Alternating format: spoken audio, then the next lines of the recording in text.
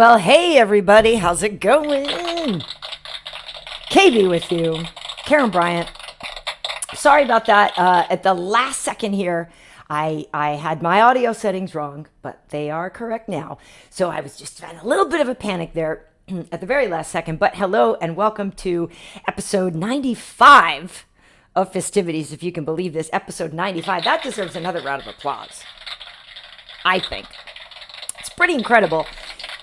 Yeah, I know. It's pretty incredible. And so tonight we are going to have Vicente Luque on. Now, Vicente just won 2 weeks ago. He defeated Rafael dos Anjos, the former lightweight champ, the future Hall of Famer. He defeated him in the main event at UFC Vegas 78. I was working that night.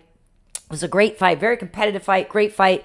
Vicente had been gone for a year, so it was quite the comeback for him, and we'll get into the reasons why. But for those of you who, if you don't know, when he last fought last August with Jeff Neal, he lost by knockout, and he suffered brain hemorrhage after that, and in response to that knockout. And so he had to be obviously out of business for a while, and he took his time coming back. And so the fight with Rafael was a year later. So there was a lot to it. There were times when he said he wasn't even sure he was going to be able to fight again, which I definitely want to talk to him about. So it's really a great story of resilience. And Vicente is just a really great guy and just a badass fighter. So, what more could you ask for?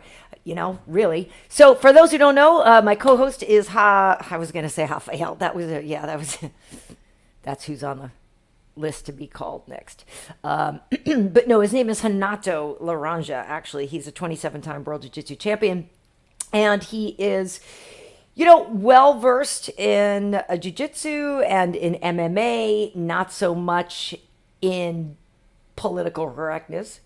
But you know what? I think there's too much of that. If I'm honest, I know I do. Hopefully these words don't come back to haunt me someday. But I find that I let a lot of stuff slide that a lot of other people maybe wouldn't. But I don't know. I'm not that easily offended. So if I am offended, it probably was something pretty serious, because it takes a lot, I think, in general, to offend me. I don't know. So hey, Anyway, that is, let's see. Okay, well, Christian, hello. Christian Gomez saying, I can't believe it's still going on. LOL, with all your hard work. It really shows. Karyn shaking my head. Uncle cannot pay your child support. Yeah, if he were here, he would hear you saying that. But thank you. I am working hard, and we do have a lot of fun with this show. And honestly, I part of the reason I started it was, I've always wanted to have my own late night TV show, and nobody has given me the opportunity to do that yet. So I figured I would just start it here on YouTube, and really that's the vibe of what this whole thing is supposed to even have. So that's the whole point of this, was to have kind of a late night TV show vibe to it. That's why when we do get into things with our guests, you'll notice a lot of things are actually, not very politically correct. And we do a lot more than just MMA. So if you're here for the first time, we also get into relationship advice and dating advice. I'm actually single. Renato is a bit of a ladies' man. So we have different perspective on things. And I say he's a ladies' man. Think of a ladies' man. Do you remember that show Magnum PI? If you know that show at all, that's kind of, I think that's like Renato's, if he had a Mount Rushmore, we should ask him about this actually. If he had a Mount Rushmore of male sort of television leads, I feel like he would be one, maybe Remington Steele. You got to remember the age, Renato, he's old. So, I'm kidding. So that sort of 80s, you know what I mean? That 80s stuff. Anyway, we get into a lot of things here. So we also are available on Renato's Twitch. If you watch things over on Twitch, that's just Renato_Laranja. And we also make this available. It's on my Twitter. If you're over on Twitter watching this, obviously, you see it on Karyn Bryant. But if you're also, you can see it on YouTube, same handle. Karyn Bryant, as in Kobe, no relation, but may he rest in peace. So hit that sub button if you're here on YouTube, because I put up a lot of other things during the week as well, and you can see all the things and whatever. But so anyway, yeah, we are also available as an audio download, all the places that you get your favorite podcasts and stuff like that. So you know that you can find us in a lot of different formats. And it's definitely well worth going back and checking out old shows. I posted something before this weekend. There were 5 fighters on the UFC 292 card who are prior guests of ours. And so I posted a little graphic with that, which, yeah, KB, it would have been smart for you to have that ready still. It's on the Fistivities Instagram, and it's on my Instagram, KB Heat. And so I had said in the post, and it is true still, that those shows are definitely well worth going back and checking out, because we talk about a lot of things other than just the fight that the person has coming up or the fight that they just had, as you'll see with Vicente. So, you know, there's sort of a lot of evergreen content is the term. So you should definitely go and check that out. Evergreen, so it means it stays relevant. Okay, so a couple things I thought, you know, I would do today as a little bit of a just why not. So this is what I was listening to before the show today. If you guys don't know this album by the Handsome Boy Modeling School, it's Hey, How's Your Girl is the name of the album. It is such a great album. It is, you know, I guess, what is this, early 90s, I guess? Or I don't know what year it came out. I should have looked, but it's hip hop, but it's got great grooves to it. It's more on the mellower-ish side, but not really, kind of, sort of, but it's so good. A lot of time I listen to Silk Sonic, but today I mixed it up. I changed it up a little bit, and I listened to Handsome Boy Modeling School. So that's what I was listening to beforehand. So that's the vibe that it got me in. And so I thought, you know, I should share that with you guys, let you know what I'm listening to. Maybe you'd be interested in that. So also, I did not make a hit list for today because I just kind of spaced because, well, I didn't space. I thought about it, and I was going to make it and to let you guys know what's coming up. But here's the thing. Last week, because we had 2 title fights, I did 2 Chidi's Choices. Now, for those who don't know, Chidi's Choice is and I should pull this up, Chidi's Choice is what we do here with our mascot, our mascot. He is my daughter's bearded dragon. His name is Chidi, and he picks fights, and his record is 27-15. I believe right now, 27-15-3. And last week, this is what he said about the main event. Hello and welcome to another edition of Chidi's Choice. Today, the Fistivities bearded dragon mascot is choosing the UFC 292 main event between the bantamweight champ, Aljamain Sterling, and the challenger, Sugar Sean O'Malley. What we do is we put Chidi down in front of a couple of piles of arugula, but first what we do is we randomize the names. I'm gonna put one here, gonna put one here. We put Chidi down, and he makes his choice. Okay. Chidi has gone over to the right. Chidi believes that, Sugar Sean O'Malley will win at UFC 292. We shall see. We shall see. Right? So he picked it, he called it, and how do you like that? So he did get the Zhang Weili fight wrong. He had picked Lemos, so he went 1-1 last weekend. But my point on that is that I you know, I'm divorced, so I get the kid every other week, and that means I get the lizard every other week. And because I did 2 Chidi's Choices, my brain was thinking that I had done the week and the one ahead. I did not, so I don't have one for Holloway Zombie yet. Chidi is coming over tonight, and I will have that up on my YouTube and on Fistivities, so you can place your bets with Chidi, old Cheetamus, and he's doing pretty well. But so yeah, I mean, he got that one right, and a lot of people I think were a little bit, Jay Crockett, Mighty Mouse called it too. I saw that he was posting about that, and yes, Christian, I don't know, I don't follow Brendan Schaub's picks, but you're saying he has a better record than Brendan Schaub, which is great. So yeah, Staub saying I could do a podcast talking about myself. I'm so interesting. Well, Thank you. But I kind of feel like that's what this is to a degree. And speaking of which, I want to say this. This is what I did this morning. I went and got a mammogram. And I don't know how much of my audience is female, but I want to let you know that this is something that you should not avoid.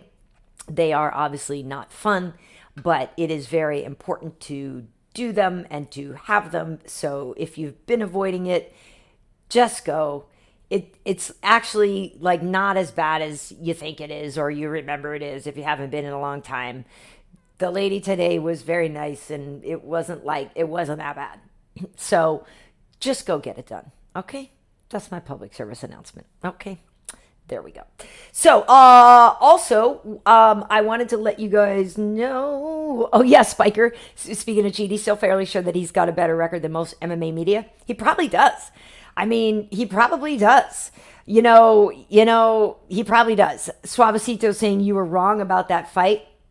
You know, it's interesting because I feel like a lot of people, I don't know if they were quote unquote wrong, but obviously a lot of people did think Aljamain was going to win this fight, and I think for good reason, because Aljamain is so good, and obviously he has been the champion for quite some time.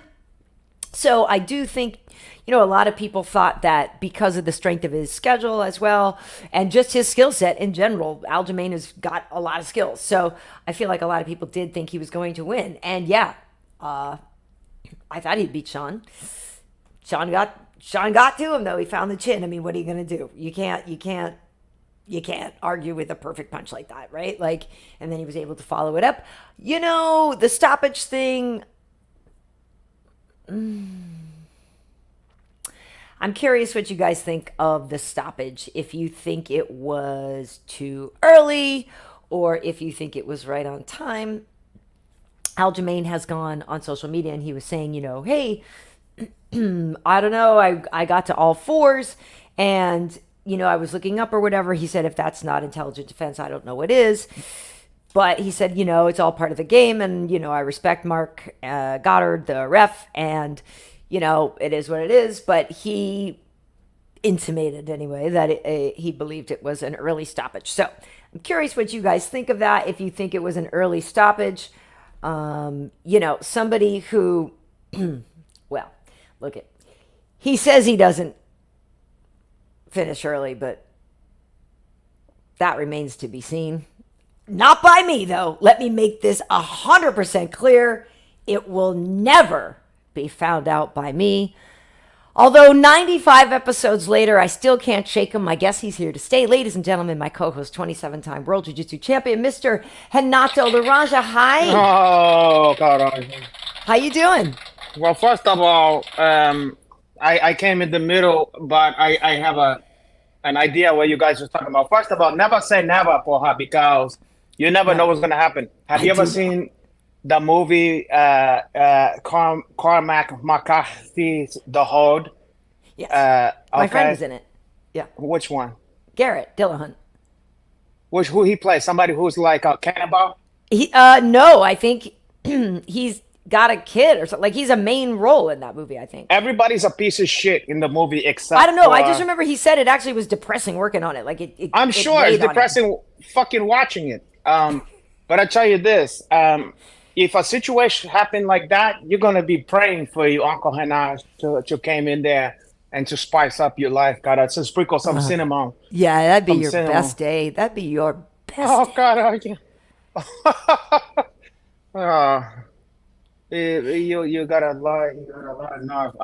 But what was I gonna say? And then as far as what? Go ahead. Well, Vicente, I see our guest is in the green room already. Oh, Vicente. Yeah, but I want you to finish your thought. I just don't. I want to acknowledge him. I want him to know I see him. But okay, he just got here, so I wanted to check in with you. First of all, never say never because you don't know. I know. You're gonna be. You could do a lot worse. And then also, as far as me pulling, what you said, I came quick or something like that. Oh, you don't know what you're talking about. I give them the. I gave the Oh, you see, yeah, you just froze up because you're lying, and the internet couldn't even handle the lies. Look at you, you're frozen. You're lying. You better fix that. We got to fix that. Our guest is here. Oh my goodness. Okay, I'm gonna do it. Okay, hold on. Yeah. It's because he lies. Oh, he lies. I got no his in your life. Como un tapete, like a rug. Yeah. Okay. Yeah, anytime now, Renato. No, it's no big deal. He's only the number 10 UFC welterweight. He's only, a guy that just won in the main event a couple. Oh, hi. No, but let's keep Vicente waiting. That's a great idea. What? No. First of all, look at that one. You look like Max Headroom. It's focusing. It's blurry. It's blurry. It's still blurry? No, there you go. Okay, there you go. It's How is this possible? You know what? I'm going to even bring this closer. Somebody said, Juan Walker saying you need a sponsor to get an internet connection for you. You need to stop splicing out of the favela and come off the dollars. The reais. Look at this one. Who can afford this kind of stuff? It looks like you got a fresh haircut, though. It doesn't look like you afforded a fresh haircut. You look good. I will say you look good. I mean, I would argue I always look good for her. You know why I think you did it? Is because Vicente's a good-looking guy, and you were worried about him looking better than you. Listen, I'm his idol for her. But look at this, first of all. Look at that one. I see. That's if I want the French, but then sometime I want that. You know what it is? It's a major award. Okay. Put it in the front window. This is major award. Yeah. Caralho, I wish I'm gonna do you a favor here. I'd like to do our fans a favor and bring our guest in. Okay. Are you ready? Are you ready? Have you got the perfect pose with which we can welcome him in? Nah, you can welcome him. Okay, listen, ladies and gentlemen. Bring him. This guy, you know when you see his name. What? When you see his name on the card, you're like, F yeah, we're gonna get a scrap. Because this guy is never in a boring fight. He's got hands. He's got 4 Darce chokes. I think the most in the UFC. Currently ranked number 10 welterweight. Just defeated the future Hall of Famer Rafael dos Anjos in the main event at UFC Vegas 78. Please welcome in Vicente Luque. Hey! Oh, God. What's up, guys? How are you? Wait, let me hear your voice. Hey, what's up? You can hear me? Yeah, we can hear you. It's staticky, though. Like, how, You sound like a robot. Oh, I don't know. Maybe let me see if I can try to put some headphones. Yeah, you know what? It's like the stronger the internet connection, the better the better it'll be. So if you could be closer to it. Oh, God, you know, this is playing into the stereotype of my people. No. So Vicente. I'm nervous because I'm meeting the Brazilian legend Renato. I know. What a shame. Wait. Let's see. I think that's a little better. Chalk for a second here. Can you guys hear me better now? Oh, perfect. Yes, oh, perfect. Thank God. Okay. Hey, thanks to my God. Thanks, my God. Mike, you know what? It's not your headphones that did that. It's my God. You know. For sure. But yes, you guys, I'm surprised, Vicente, you guys have never met. But Renato, Vicente, Renato. Well, we never met, but he's been aware of me, frankly, his whole life. But I've been aware from him the past couple of years. You know, he's been on my radar. Nice. So I'm a fan of his, you know. Mm-hmm. I appreciate that. I'm a fan too. Wow. Ah, God, It's hard not to be a fan of you, Vicente. I was not kidding when I say like you're never in a boring fight. And every time you show up and you just absolutely throw down, and you just beat Rafael dos Anjos a couple of weeks ago. Now you can kind of take a breath and reflect on that. You know, it was a comeback fight for you after a year off and after having a brain hemorrhage after your injury. So how much of a relief was it for you to get that win? It was great. You know, it was amazing. I think that, you know, when you add up everything that was going on before this fight, it was just, like I said, after, you know, for me, it's a miracle just to get back to doing what I love. You know, this was, I think the biggest fear for me was to never get to fight MMA again, you know, never get to fight in the UFC. And that just was crazy, you know, during this whole year that I was out. But I always, you know, kept myself motivated. You know, I have a lot of faith in God. So that just got me through it. And I did everything I needed to. You know, I recovered, I trained, I evolved. I made sure that not only I was going to get back, but I was going to get back better. And I feel I did that, you know, getting tested against a guy like RDA couldn't be better. Listen, you absolutely did that because, you know, when we was talking about the fight in the beginning, I said, you know, caralho, you know, Vicente, he's I feel like he's superior the striking. Oh god, of course everybody's trying to get a hold of me now.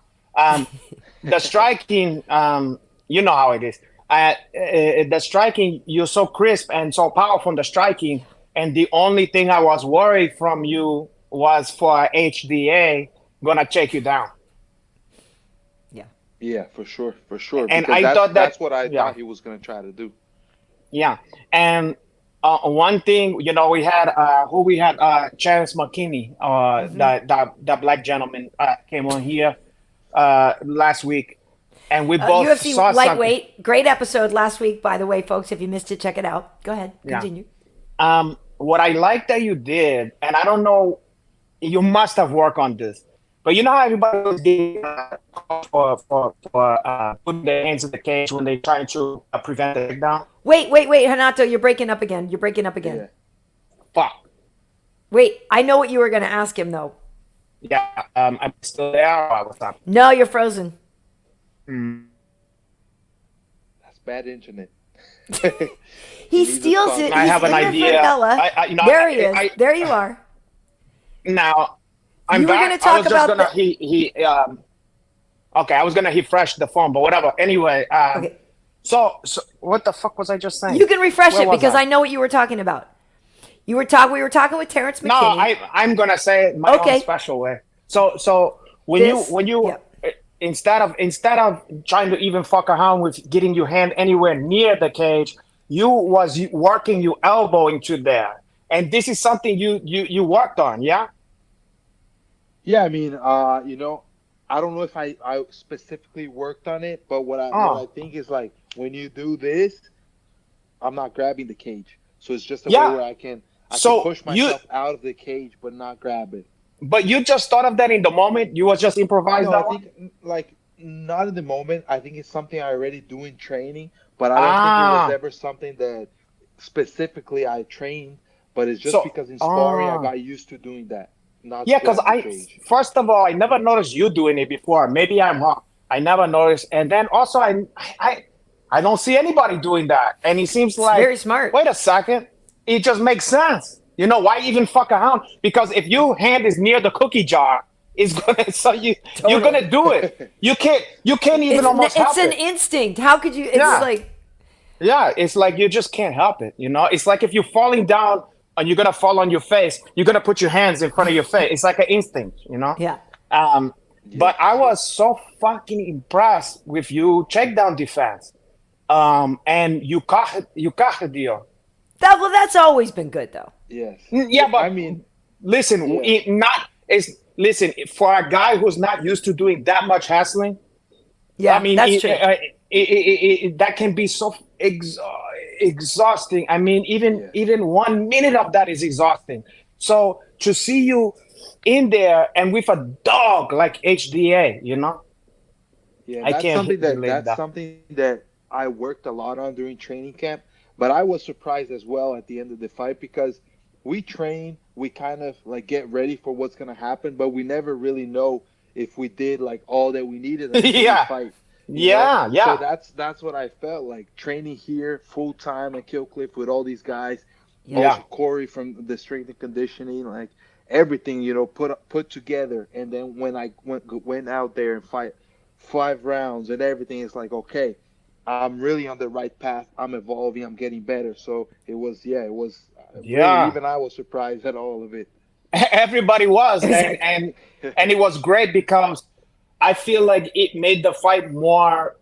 That's what made it a better fight, because if he was just able to take you down and huff you up there, I feel like it would have been like, oh, okay, It was whatever. But competitive in this everywhere. case, you got to see the battle of will. Yep. It got to be okay. There's no advantage. Who's gonna impose their will to the last second there? Mm-hmm. And against a guy like HDA, it's almost what a feather in your hat for that one. Yeah, You know. and like when I think about it now, like I can finish anybody. I've shown that in the past. You know, I can submit people, I can knock people out. But a win like this just shows that I am ready now to really, you know, fight everywhere in any kind of area and win a decision, like a decisive 5-rounder decision. And that's what I feel like it takes me to the next level, you know, for eventually fighting for a title and really facing the top of the division. Yeah, For sure. For sure. yeah. Well, no, Oh, I wow. am curious though. You know, obviously you sparred to some degree, even though I love the fact that people spar less than they used to and people are training a lot smarter now. But obviously you had to take some hard punches to know you could take some hard punches at some point. But even still, I mean, that's the thing. All of us were holding our breath, knowing what you had just recovered from. So how scary was that? Did you have an inner monologue going the whole time of every time you got punched of like, okay, that one's not so bad. Did you check in on your brain more often now? I'm curious what that was like. Like the first round was really, it was close to like the first fights ever I had, you know, where I had no experience, so I didn't know how it was going to go. But still, it was a little bit more frightening because I don't have a lot of fears, you know. I just go and do it. I always did it. That's always how I fought. But this time, I had like that concern, like, can I still get hit? And even though like the doctors say I'm 100%, I can get back in like my scans and everything. Like a doctor that doesn't know what happened to me, he cannot even tell that I had anything. That's how good I'm recovered. So what the doctor said, like I can get hit as I was hit before. Wow. But still, you never Like know as if that's good for you. I know you. Yeah, it's good, but I don't want to get hit anymore. You know? Yeah, no Like, shit. I'm No involved, like I want to move my head, defense, Yeah. and everything. But good that I know that I've always had a hard chin, and now Oh, I still yeah. know that I still do. But it's just like you never know until you fight. And then that first round, that's what was going through my mind. You know, I was like, man, how is this gonna be? You know, so the first shots, especially the elbows, like Rafael, man, he has hard elbows, and he does it really good in the clinch. Yep. Those were the ones that really kind of got me like, okay, I can still do this, you know? Nice. And then after the first round and second round, I started getting more and more confident. You know, even like in the fifth round is when I really got in there and I was kind of excited. I threw a flying knee that almost landed, and when I got to the ground, he threw a right hook and kind of landed on my chin. And I was like, okay, let's keep it, you know, technical. Let's not get too excited. You're getting back. Everything's working. Yeah. But I just felt like it was a great way for me to, like, come back and really see, like, hey, I'm still at the top level, and I'm getting better. Oh, yeah. That's the thing. I'm getting better. So it's we can see that because you've always been a fan favorite, win, lose, or draw. 100%. Because you're a throwback fighter. You for me, for the older guys, for the legends of the squad, what's so funny over there? You're equating yourself with the legends of the UFC, like really? Oh, Valley Chudo. Valley Chudo? Okay. You know what? Listen, this is a and Z conversation. I think he's stuck again. Get the fuck out of here. Yeah. So wait, what was I saying here? Oh, I'm stuck? Oh, I'm back. No, you're good. Okay. You're good. Oh, God. Okay. So, everybody appreciates you because you remind us of the, like. See, now you're breaking up, though. Okay. You're breaking up a little. Gonna come back. Yeah, go out and come back. Okay. Go out. Go out and come back. Here's the thing, Vicente, and so you recently moved from Jersey down to Florida, right? So I moved from Brazil to Florida. Oh, Brazil to Florida. Oh, right. You were out of Jersey a long time ago. Yeah, I left Jersey when I was 7 years old, 6 or 7 years old, and then I grew up in Brazil. Yeah. And what part of Florida are you in? Pompano Beach. Pompano Beach. Nice. So my brother's in Boca. My cousins are in Plantation. My mom's in Vero. You know what I mean? I'm probably going to be moving there. Yeah, exactly. In a while. So yeah, that is kind of great that you, I thought he was going to, wait, should I, I was going to say, I thought he was going to go away. One thing I wanted to, it's funny. So earlier I was looking at old pictures from Tough Talk from the season of ACT versus the Black Zillions, which is where we, first got to know each other. But then I was like, I thought you came to the studio, but I guess did we have you on via satellite or something sometime, right? Like you didn't come to the studio? No, I did come, but I don't remember. I think you were there with Dominic Cruz. Yeah. Because I was looking at pictures and I saw like a bunch of the other guys, but I couldn't find one with you. I was like, wait, we would have taken a picture. Yeah, I don't remember. Maybe it's somewhere there. I remember I have a picture with Dominic Cruz. Right. Okay. Yeah. Well, one thing I was going to say, and it was funny today because I had forgotten that it was you, but people ask me over the years, people have asked me, hey, is there any fighter that's not cool? Or like, is anybody that's a jerk? And there was only ever one answer. And that was Nate Coy, who you beat. And he was a total racist a-hole. And he came to Tough Talk. And he was there. And I think he was there the same time Spong was there. Who I love. Who, by the way, folks, we love Tyrone Spong, Black Zillion's teammate, and Tyrone came on with us for our Anthony Rumble Johnson tribute episode, which is, you should really check out. But so Nate said something, we were talking about the Black Zillions and blah, blah, blah, blah, blah, and he literally said, like, while we were doing this thing, he's like, because I've known Spong for years, and he said something of like, well, you only like him because he's black, or you only like them because they're black, like something like that. And I was like, dude, what? Like, what? And it was and I think they even had to cut it out of the show. It was so bad. And then you kicked his ass. So thank you.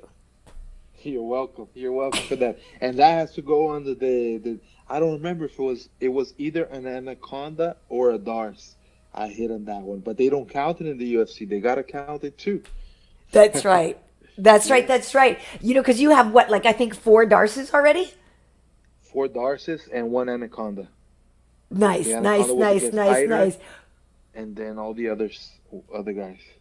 That's right. Yeah, it's amazing. No, I was just gonna look and see if we had some questions here, but it looks like Renato is back. Did you splice into somebody else's?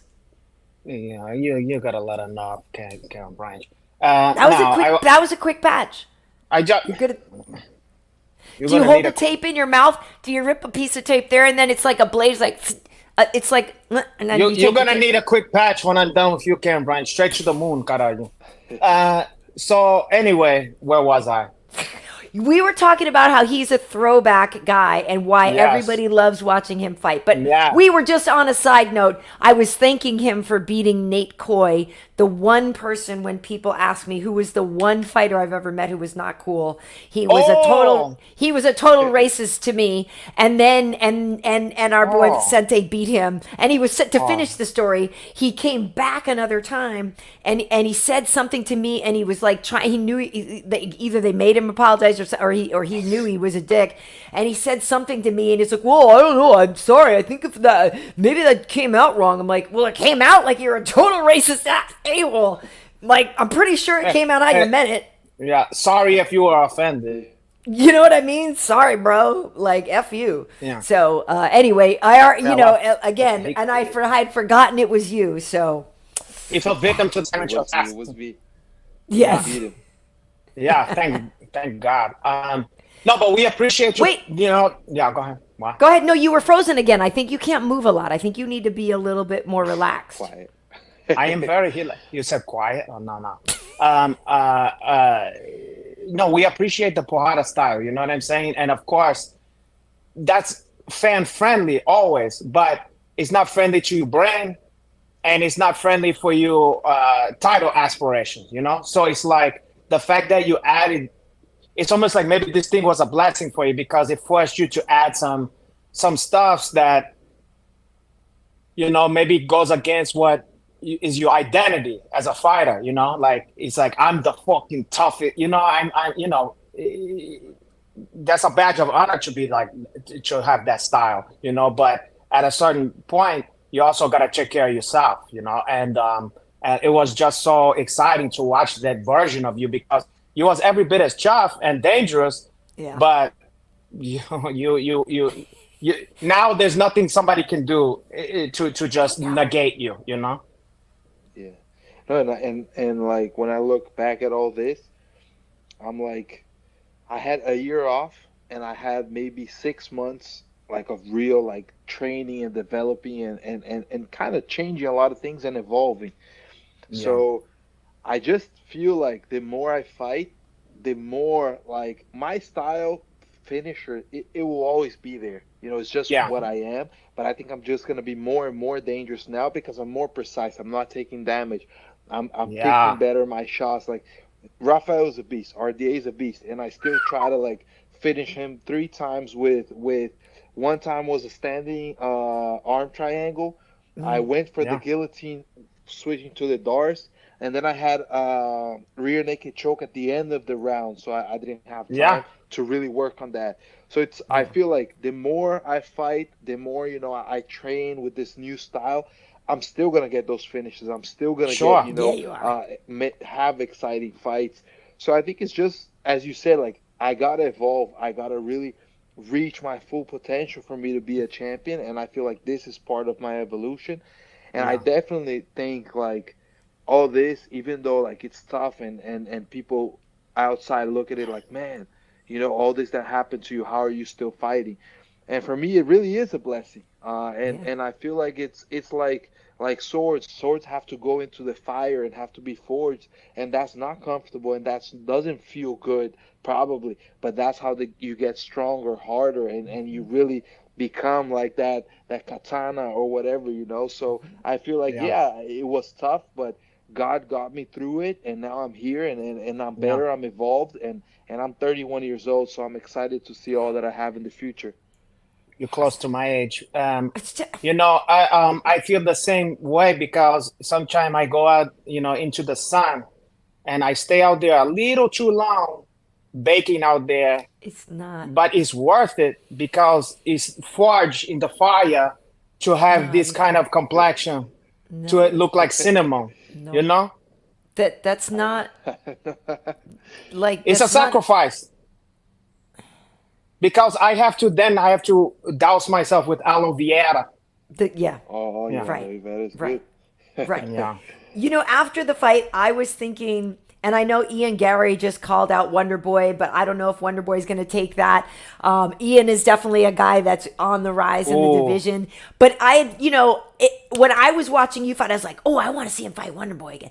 You know, but I'd forgotten you guys had fought. But, like, I don't know if that's a rematch that you want or because that might be one you want to get back. I don't know. I know that he's being more particular about fights that he's taking right now. Yeah. And you should be too. I mean, that's the whole thing is that both of you guys have so much experience and your hit list already is ridiculous that I understand that you need to be particular about the fights you take. But I am curious if you have somebody in mind that you want, because like now, like Renato was saying, everybody was already afraid of you for your hands, and now they're like, Stag, Nabbit, he's got the defense on the takedowns and like nobody's gonna want to fight you, but who do you want? I mean, what I really like learned, let's say in this time off, is I don't have to rush things. So I do want to fight again this year, and I think that December would be the perfect time. Like I have plenty of time to keep on training, keep on developing, and get ready really good for a fight.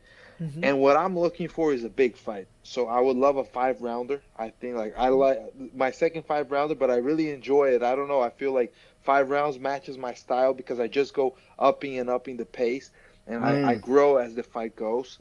So I would love a 5-rounder, have a main event, or even like maybe a co-main event 5-round in a numbered show, whatever. Like I would love that as well, and that has to be a big fight. So that's what I would say. If Wonder Boy is the fight that the UFC thinks is gonna be a big sale, that would be a great rematch. I have other rematches that I would love to.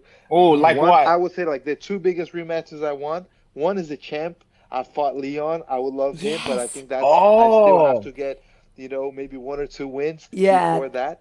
And the other one I want I want bad because we're 1-1 is me and Bilal. Exactly. Rematch that I gotta have. And people want to see that too. I know that's the thing. There's great options. Yeah. Yes. And obviously, like I said it right after my fight, we have Dustin possibly wanting to move up to 170. I would love to welcome him. I think my style I saw you say that, Dude, that fight's ridiculous. Like you versus Dustin is a main event any day. Yeah. Like sure. That would be ridiculous. That would be the perfect time. Like I went 5 rounds. I have finishing power, and I have, I can fight standing up or on the ground. Mm-hmm. Plus, I already got back. I'm back in the winning column. I have that, full confidence back and ready to put on a show. So I think that would be the perfect moment for that fight. Nice. Oh yeah. Agreed. Yeah, you got a lot of fans out there. I mean, people get excited when they hear you fighting. You know what I mean? Oh yeah. I get a lot. Yeah, I always feel that support. I really appreciate all the fans always, supporting my work. Hey, well, here's a question actually for you, if we can take one here from Joe Boza. He was going to ask, what 4 of the top 10 welterweights training at Killcliff, how would they handle it if they try to match, let's say, Ian with you? Kamaro's up there, obviously now. Like, it does get a little bit funky with what's going on. Yeah, so it's me, Kamaru, Gilbert, Ian, and Shavkat. So it's Murderer's Row, though. By the way, like, oh my God, everybody knows like we're brothers. So that's really a fight that, man, I don't see happening. Even like, let's say if it were for a title and they offered us crazy money, I don't know if we would be able to put on a good fight just because of how close we are, our families and everything. So Gilbert is different. Now, me and Kamaru, we've talked about that in the past. He was the champion for so long. We felt like eventually this could happen. And we said, hey, if it's for a title or a title eliminator, it can happen, and we're going to just have to work through it. I think like a title fight would be what would make more sense. We can't avoid that before that moment. And then Ian and Shavkat are guys that I've trained with. I have a good relationship with Ian. With Shavkat too, like I'm not friends with him, but he's a great guy. So what I feel is like, if there's no other place to go, we're gonna have to fight each other, But if we can navigate, fight other guys until we get to that top, let's fight it for the top. When it's a title eliminator or a title fight, then for sure we can avoid that. Avoid that as long as you can. That makes sense. Nobody could be upset about that. Well, and the thing too that sucks is because each other up.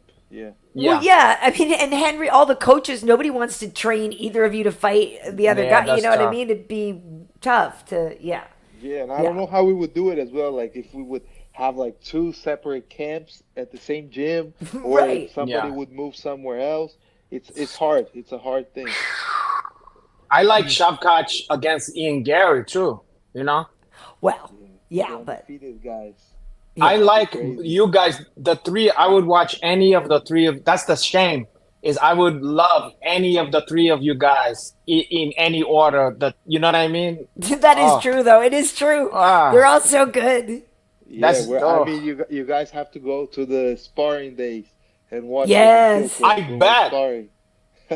it's like the old shoot the box era, huh?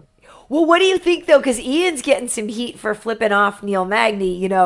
It was obviously a decisive win for Ian, Yeah, and there's all these visuals of him flipping Neil off.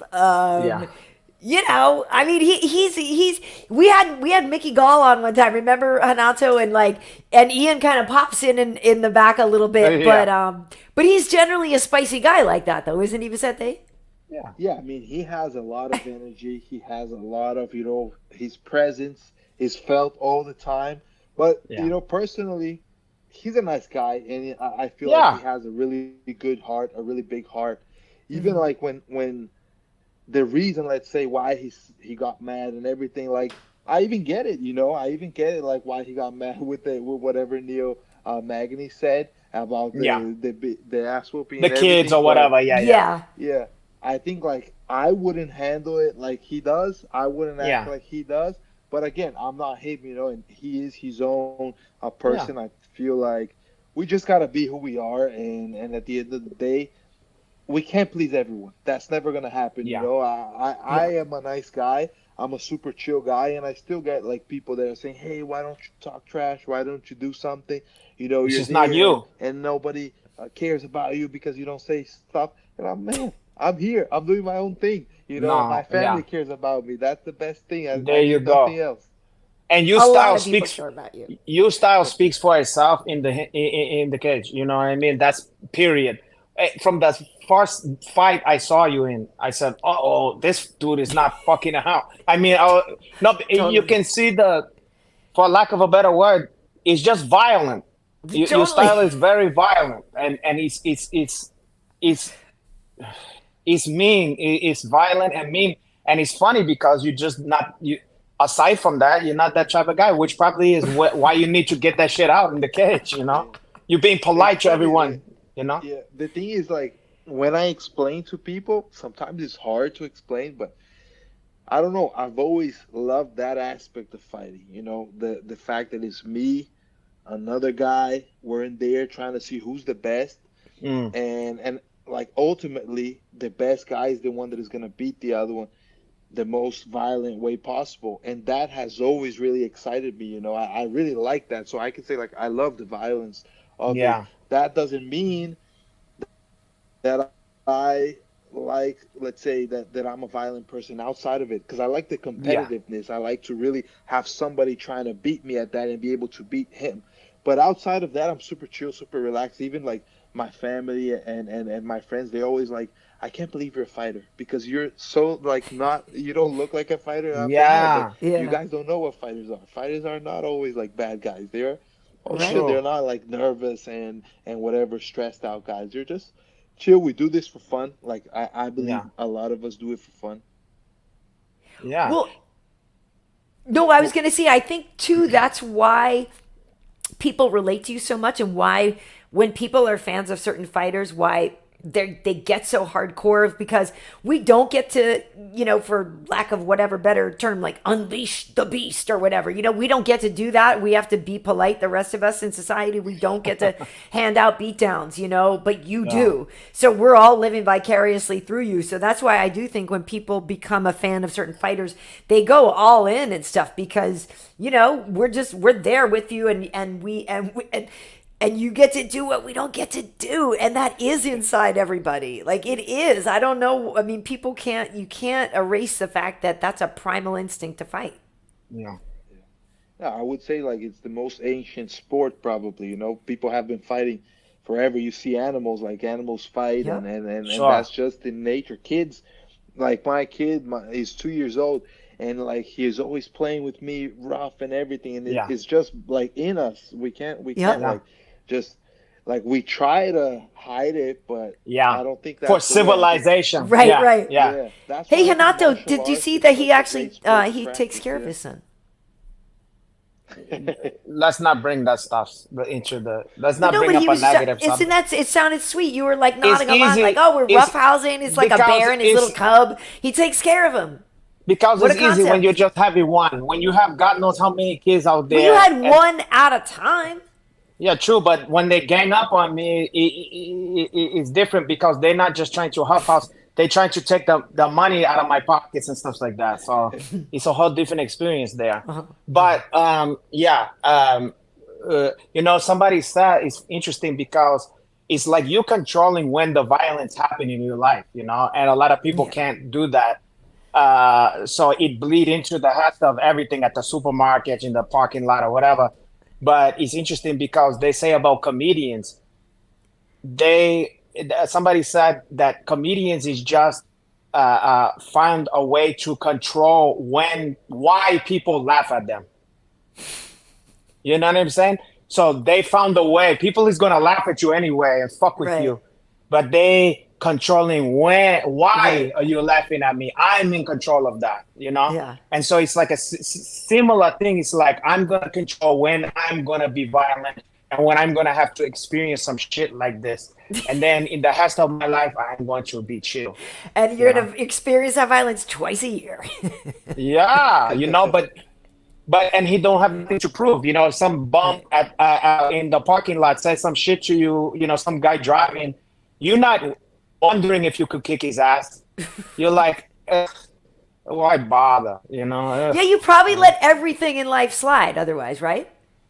Yeah, for sure. I mean, I don't really I've always been really chill, and I think that's what's great about martial arts. Like, I've been in martial arts since I'm 3 years old. My mom is a black belt in karate.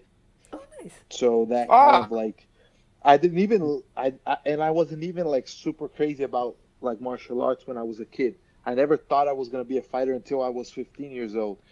But just the discipline and like how to handle violence, how to deal with this, since very young, always made me a really relaxed guy. And that's what I think that martial arts really do to anyone that practices. You just start to kind of deal with violence more and more, maybe 3 times a week, maybe every day in the week for people that train every day. And you start to really see that most people are afraid of it because they don't ever access it. And then they will only have that experience once they lose it or something in traffic or at the supermarket, like you said. But when you start dealing with that, weekly and maybe on a daily basis, you start seeing that it's not that super scary thing, and that you're able to handle it. You're able to control yourself. You're able to experience that in a safe way and in a joyful way in training with other guys. And then when you are at somewhere and somebody's trying to get you maybe out of your cool mood, you can just chill and just say, hey, I'm not gonna lose my time with this. I'm just gonna go back and do whatever I want to do and have a good time. Yeah, and you're a Kahari man, and we all know that Kahari man, they don't show their weaknesses. Kahari man bruise on the inside. Yeah. It's like I'm a Kahari man. The interview. I'm a Kahari man as well. My father was a Kahari man, and that's why I have an ode to him, the Goju Kahari. That's Goju to you, right? USA Goju? Nice. Yeah. My mom is a black belt in USA Goju. Get the fuck out of here. Yes. So my father's even though I was born in Brazil, in Rio, my father's a African American black man, and he was a world champion in Goju, and he trained. He was the first student under Peter Urban, who was the guy who started here. Yeah, so my dad's America, right? old school from those early days. Yeah, so this is my ode to him there. So my mom got the black belt in New Jersey, and her Shihan is Edgar Torres. I think I know who is that guy. He's Puerto Rican. Yes. We're gonna have to talk. We're gonna have to. We probably know a lot of the same. She might even know my dad. Renato, I think that was just an excuse for you to try to show off your bicep and flex, because I feel like listen, for you, you're you want to see that intimidated one. by Vicente. Now I'm trying to show brotherhood with that one, but for you, I really was a karate guy. a Kahari man. But for him, it's about martial arts. For you, you turn it into something sexual because one thing I will you're say, attracted. You're attracted from that. Yeah. this is what I was just about to say. Is Vicente? Perhaps unbeknownst to you, and perhaps somebody has said this to you before, but you're like made to be an analyst and commentary guy after you're done fighting. Like, you legitimately should slide right into that job immediately after. And I don't know if that's something that you've thought of. Obviously, you're only 31, and there's so many years of fighting ahead of you. You like obviously haven't even peaked yet. I'm just saying that you should think of that, and you should consider that, because with you being trilingual and being such a badass fighter, and trilingual, having the face, like, you're literally like made for it.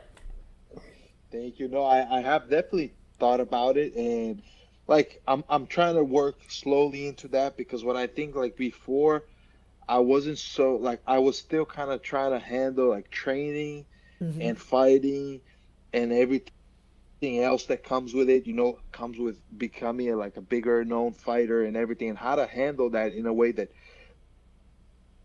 I get the most out of my career, but not sacrifice what for me is the most important thing, that is becoming a champion.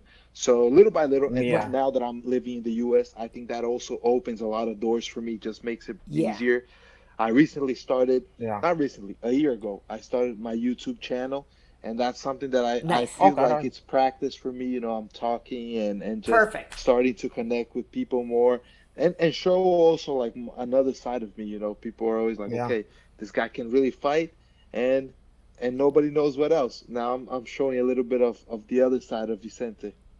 Good. Well, that's perfect. That's smart to do. And I just wanted to put that out there because, it's something that we always are looking for, talented people who can join us at the desk or whatever, but it's just like I said, obviously that's years down the road because you have so much fighting to do, but whenever you guys have an opening, call me. Have you ever thought about replacing that blind guy as the translator for the Brazilian fight? Fabio? He's so good. I think he's really, really good. Yeah, he's great. He's a super nice guy, and I'm playing. Fabiano, with the real emotion. That's what I think is great. Because you know what's funny? When people is talking shit and it's a little too overboard, you can see him kind of clean it up a little bit. Yeah, he makes it sound good. But he gets the idea out, he gets what the feeling of the fighters is out there, and that's what I think it's great, because I've seen many other translators that they literally translate what the guy's saying, but there's no emotion, there is no they sound like a robot. Yeah, exactly. Yeah. No passion. Well, we laugh because Vicente, I call Fabiano Periquito. because he had to translate when Ketlin was fighting and she got kicked there, and Coach goes "Piroquito sake," and he yelled it at, and then Fabiano was like and he had to say, he don't know what to say about that. Right. So it's hilarious that literally he's Periquito to me now. That's what I say when I see him at work. That's who he is. Oh, that's great. I like that. You got to get shirts made of that. For people who don't know, it's like when a girl gets a low blow and her parts, and a periquito is like a little birdie, and it's like a little pet name for the lady parts, and it's just so funny to have the coach yelling like "Periquito está okay," it's hilarious, and it's hilarious. Yeah, no one's funnier than the Brazilian coaches, except for maybe the boys from Long Island, Matt Serra and fucking kick his fucking head off, Al! Kick his fucking head off, kid! Yeah. I love those fucking guys. Cool guy. Yeah. But for sure. You know what, too? You could, you could be you ever thought about acting, too? Man, I would like to. I don't know if I have, I would have to take a lot of classes just to. Yeah. I will train you, my brother. Maybe I could be a bad guy, like a silent assassin, a killer. No. You're the main character. You're the hero. Got that main character energy. I'll tell you what. I think for my money, if they ever do a biopic of the Shogun, you're gonna play Shogun. You're just gonna shave your beard. I would love to. Yeah. You are Shogun. If To you me, watch my first 3 fights, I had the bad boy trunks. Like Did you really? Like super little. I love it because I've always been a big fan of Shogun, and I wanted so to that's fight funny. like him. That's Wow, funny I that you didn't say think of that. That's funny that you say that because the way I look at you is like you're the second coming of Shogun. I'm not even joking. And to me, I've said it before to people. I'm like, you look like is you the little brother? Like you could, if you told people you was the little brother, it's like Shogun, Ninja, and then you was the Healy little brother. Well, they People have would- one other brother still, but then you're even another one. Right? Well, whatever. You're the little. Yeah. What the other one called? They're gonna hunt out of Japanese fucking stuffs. What? You got Shogun. You got Ninja. What else is there? I forget his name, but there is one more. or whatever. Like a There's chef. one more. Like what's yeah. next? I don't think he fights MMA, but he trains and everything, and he kind of like, I don't know. I think he's the businessman in the family now. I think so But too. Yeah. he could live off the name though. Like if someone want to fight him, he could be like, "You sure you want to fucking do this?" Right. And they're like, With that "No, last I'm name. good. I'm good." You know. But you're right. You now could he's you the could one play that Shogun says, in a biopic. You're 100% right. Nice. That would be great. Yeah, for sure. They got to do that one. I'm calling it now. I'm gonna train you. I'm gonna feed you. I gotta get you a little bit of a stomach there, like some love handle there. Yeah, okay. You know? I can do that. Oh, I can eat. yeah. Eat. I love eating. So I'm sure. And then we're gonna shave your face. You know, trust me. And you know what's funny? He was similar too, because he didn't talk a lot of shit either. He looked very much like, okay, you want to fight me? Okay, we'll see. He used to model. Like he literally. Yeah. But his attitude was more like. Oh no! Right? Exactly. Oh, okay. But then F around and find out. Why did he F become around and famous? find out. He didn't become famous for putting a bunch of different fucking weird hairstyles and talking shit and doing backflips. He became famous because he fucking get in there and put his blood, sweat, and tear, just like the translator. You said why people love him because he fight with emotion and with passion. You know, and that's why he was a legend. You know. Oh yeah. True. That's true. Plus the foot stomps and the soccer kick. And the foot stomps. The soccer kicks and the stomps. I like that one. Vicente, what has been your favorite fight in the UFC so far? Like I ask this of people sometimes, like, hey, you know, if somebody's never seen you fight and I needed to show them 2 or 3 Vicente Luque fights to define who you are, which ones would I show them? The first one has to be me against Brian Barberina. Oh, I think that one just I don't know. I think it shows my skill, but also the heart and my will, you know, of really just myself completely in the fight. And wait, I would also you froze. Oh, there you are. Okay. You froze a little bit. Yeah, no, the Brian Barberina fight, because you were the first one to finish him ever, right? Uh-oh. Did some of my luck hopped off on him? Oh, no. He's going like this. Oh, no. I'm back. You know what? Am I back? There you are. Oh, you're back. Okay. You're back. Oh, thank God. There you are. Yeah, no, I was going to say, because... Wi-Fi now. Yeah, I put the voodoo, the condomble or whatever on you. No, don't you do that. Don't. But I hope, no, you know what it is? It's like people's batteries get low. But yeah, no, Brian Barberina, I think you were the first one to finish him even or something, right? I think so. Yeah, I think was the first one to knock him out. And oof. And like it was crazy because I think I was losing the fight. Like I started off really good, then he knocked me down at the end of the first round. I had a not a very good second round, but I knocked him down at the end of the second round. Then I was losing the third round, and in my mind I thought I was losing the fight, and 6 seconds for the end of the fight I knocked him out. So it was like it's like a movie, you know. Yeah, yes, it's like a hockey. It's a movie. It's crazy. And I love so that kind of for shit. Me, that would be like the number one. Yeah. I think me and Mike Perry, that's also another really good one. Nice. Just wow, like why can't I remember that one? How did that one turn out? The nose. Legendary yeah, remember Mike's nose was garbage after. Oh, yes.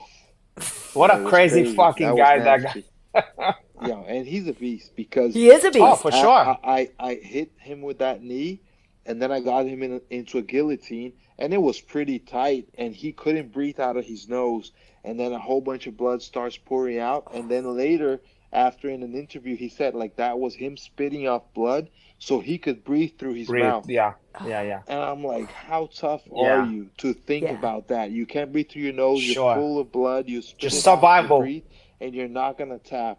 And I was over a minute holding that guillotine, and he how bad was your arms after that shit? How was tired. But it was the last round, so I was. You have looking to at try. the clock, and I'm not gonna let this go. You have to try, Yeah. Wow. Yeah, and these are some tough customers. I mean, even just Baba Hino is like that fucking guy. He's gonna always, even if he loses, he's gonna make you wish. He just like, why? Just go down. Just stop. Like Just stop. Yeah. it's not fun. It's like you gotta kill yourself to beat this fucking guy. You know? Yeah. Yeah. He's a tough guy. He knows how to make the fights. I say like he makes the fight dirty. He makes you really like get into a brawl. Yeah, he's what I call a junkyard dog. Yeah. He's a junkyard dog. Yes. Yeah. And there's certain guys like that, and you're like, ugh. There's certain guys you get on the other side of the thing, you go, okay, fine. Like. But that's what I'm saying. Nobody, when their manager calls, and they're like, I got a fight for you. It's Vicente Luque. People are like, God dang it.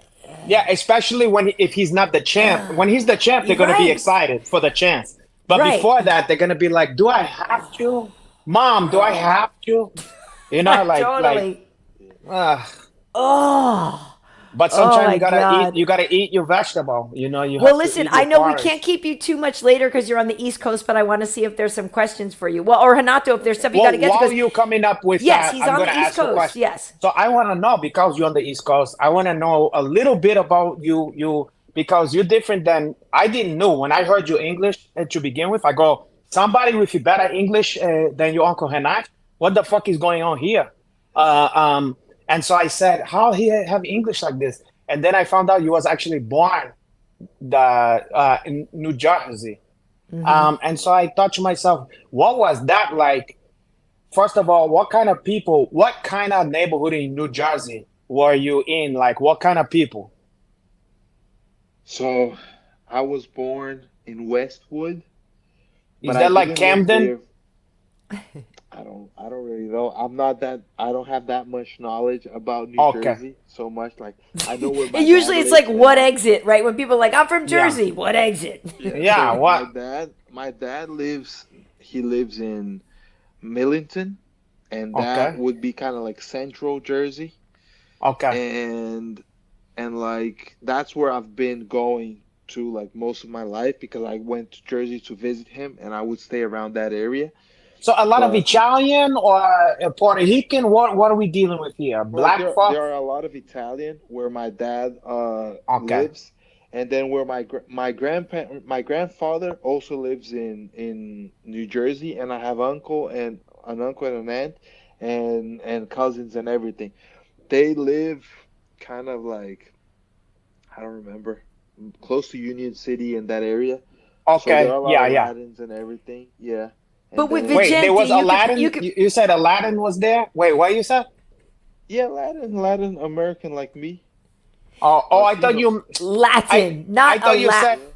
I thought you said like maybe like guys is Middle East. I thought you said there was a lot of Aladdins there. You know, like yeah, like you have like the genie. Yeah, you have the lamp like that. I never even thought about that. Yeah, well, hey, now that's why I'm here to make. But I'm saying with a name like Vicente, you could fake Italian. You could have just Italian. passed as Italian, like Vicente. He calls me Vincino. Yeah, that's Vincenzo. Yeah, but we call you. My dad is Chilean, and my mom is Brazilian. And like Brazil and Chile, like all of South America is a lot of different countries and mixed together. Mm-hmm. So I say that I am like a mutt, you know. I'm a mix. Yeah. I'm a mixed breed. For sure. And like I have no idea what I have really in my blood. I have Right. a little bit of everything. A like lot of stuff. Chazillion or Yeah. Brazilian or something. Chile. Yeah. Like, Chilean. hey, can you cook though? Because those are both great cuisines. True. Yes, I can cook. Yes, I love.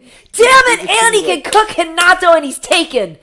God, Vicente, do you have an older brother? Do you have a brother? Do you have a twin brother? Do you have an older brother? What the hell? I have a cousin, but he's also married. That helps me. That doesn't help me at all. You can cook, and you got the pojada, and he speaks through. Like, really, like, honestly. My cousin is also like, he was in my corner. He's my nutritionist. He's really, really good, and he also cooks good. But if he's married, that doesn't help me. What's your specialty? Chili?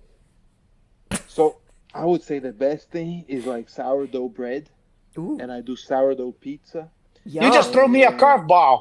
I didn't expect this. I thought it was gonna be some Chilean stuff, or like. No, but I could do like Chilean food is like something classic that I know how to do is cazuela. Is like a big like stew, Chilean stew. It's really good with vegetables and meat, like steak and everything. Yeah. So it's good. And Brazilian like food I could do, like I believe it's a really good barbecue, like churrasco, Brazilian style.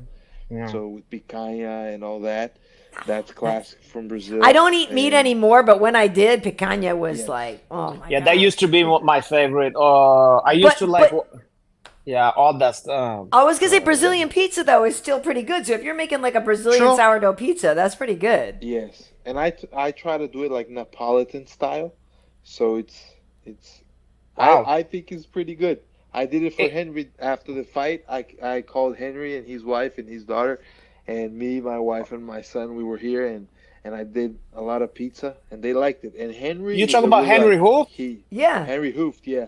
Yeah, but he's from Amsterdam. He don't know about pizza, caralho. But he studied like cooking, you know. He's a chef, I think, right? Yeah. I didn't know that. Yeah. Yeah, but he make mackerel sandwiches and stuff like that, like in. No, but he does like amazing steaks and everything. So for me, like when he said that it was good, it was kind of like, okay, I feel like he gave you the approval. Yeah, I bet. Wow. If Sarah and Longo say it's good, then you really know something. There you go. Yes, I gotta do it. Yeah, man. He's Italian, and he's man. Yeah. I'm gonna do it for him one day. Yeah, you gotta get those two fucking guys. They don't play around with the food. I literally have a picture of like, we were backstage at a fight somewhere. I might have been in Long Island. And I have pictures of those guys eating pizza because it was just so like, it was just too perfect. Like, yeah, Longo, that's what he talked about. When I saw him in person, I first met him. He goes, "You come over here, we're gonna feed you." He goes, "You come with us, we're gonna feed you." And I love them. Renato, we're gonna feed you. Yeah, Renato. I love them. The thing, I think that what makes me cook well is because I love eating. Yeah, and that's what makes it hard. Also, like being a fighter and having to cut to 170. I'm like I understand. Yeah. But see, you don't look cute. Like you don't look like it's a hard cut. I don't think I've ever seen you and I went, "Oh, that looked rough." Like you seem. But that's much like I think mostly because of my discipline.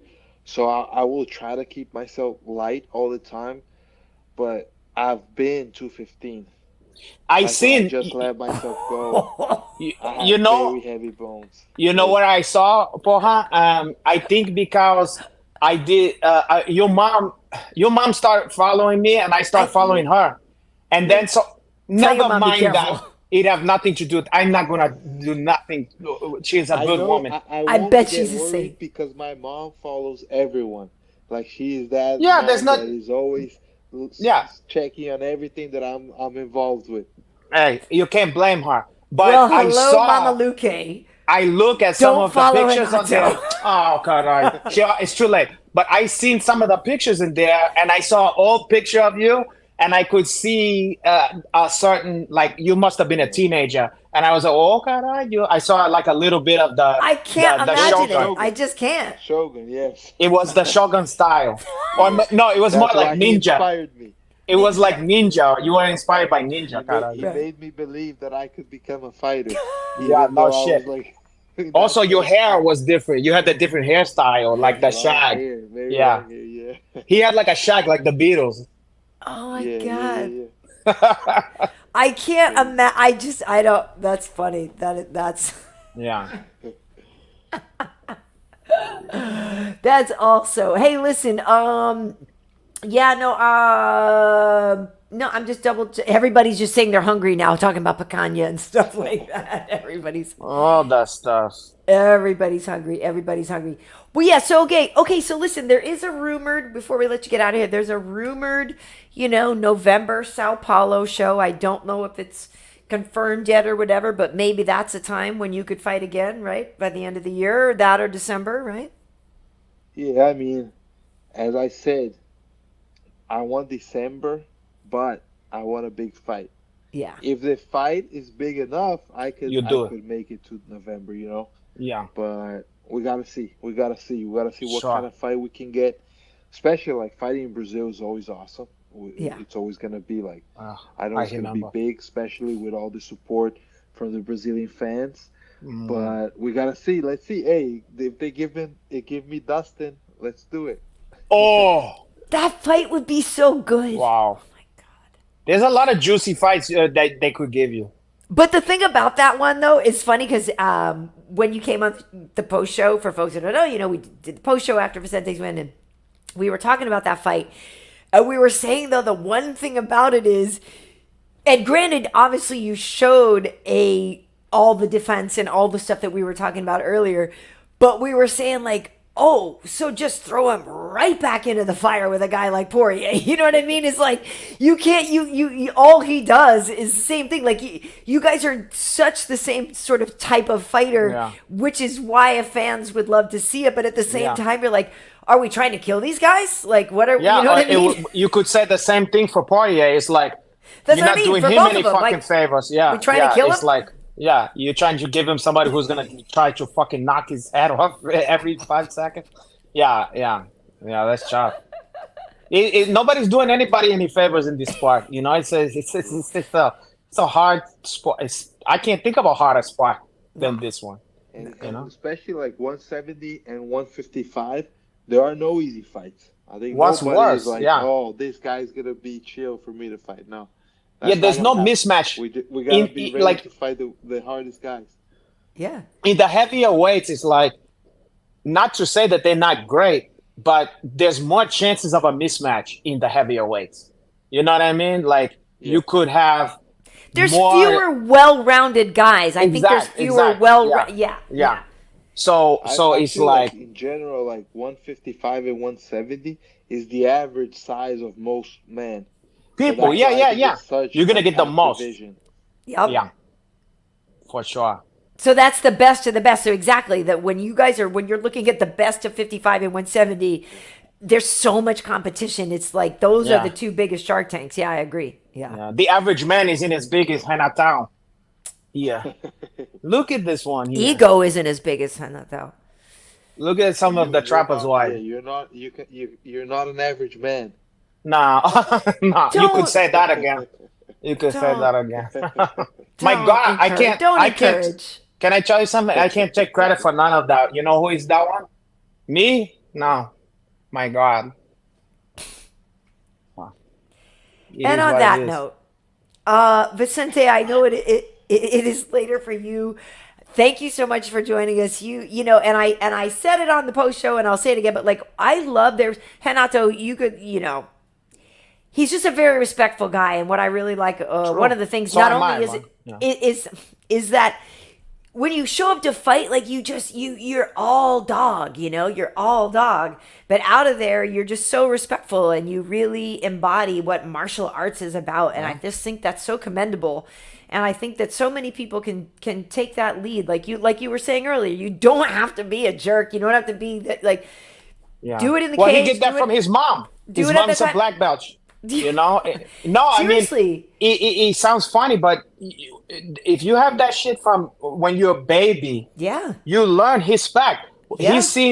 It's different when you see all these stuff in the press conference and shit. That stuff don't exist in traditional martial art. Yeah. There's respect, period. I mean, and respect for you higher belts.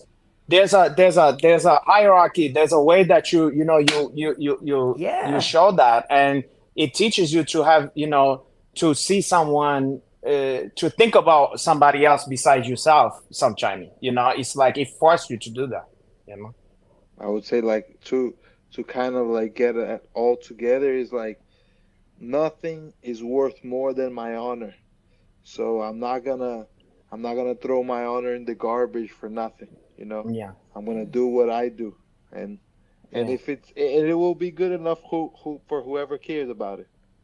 You know what? Cut to me managing him. He comes out with multicolored dreadlock and fucking a grill, and we're talking all kind of You bullshit. sound like the Island Boys now. Yeah. Just I'm gonna stop. turn him into a whole other fucking thing, and he's gonna be like, "Oh God, how the fuck this happened to me?"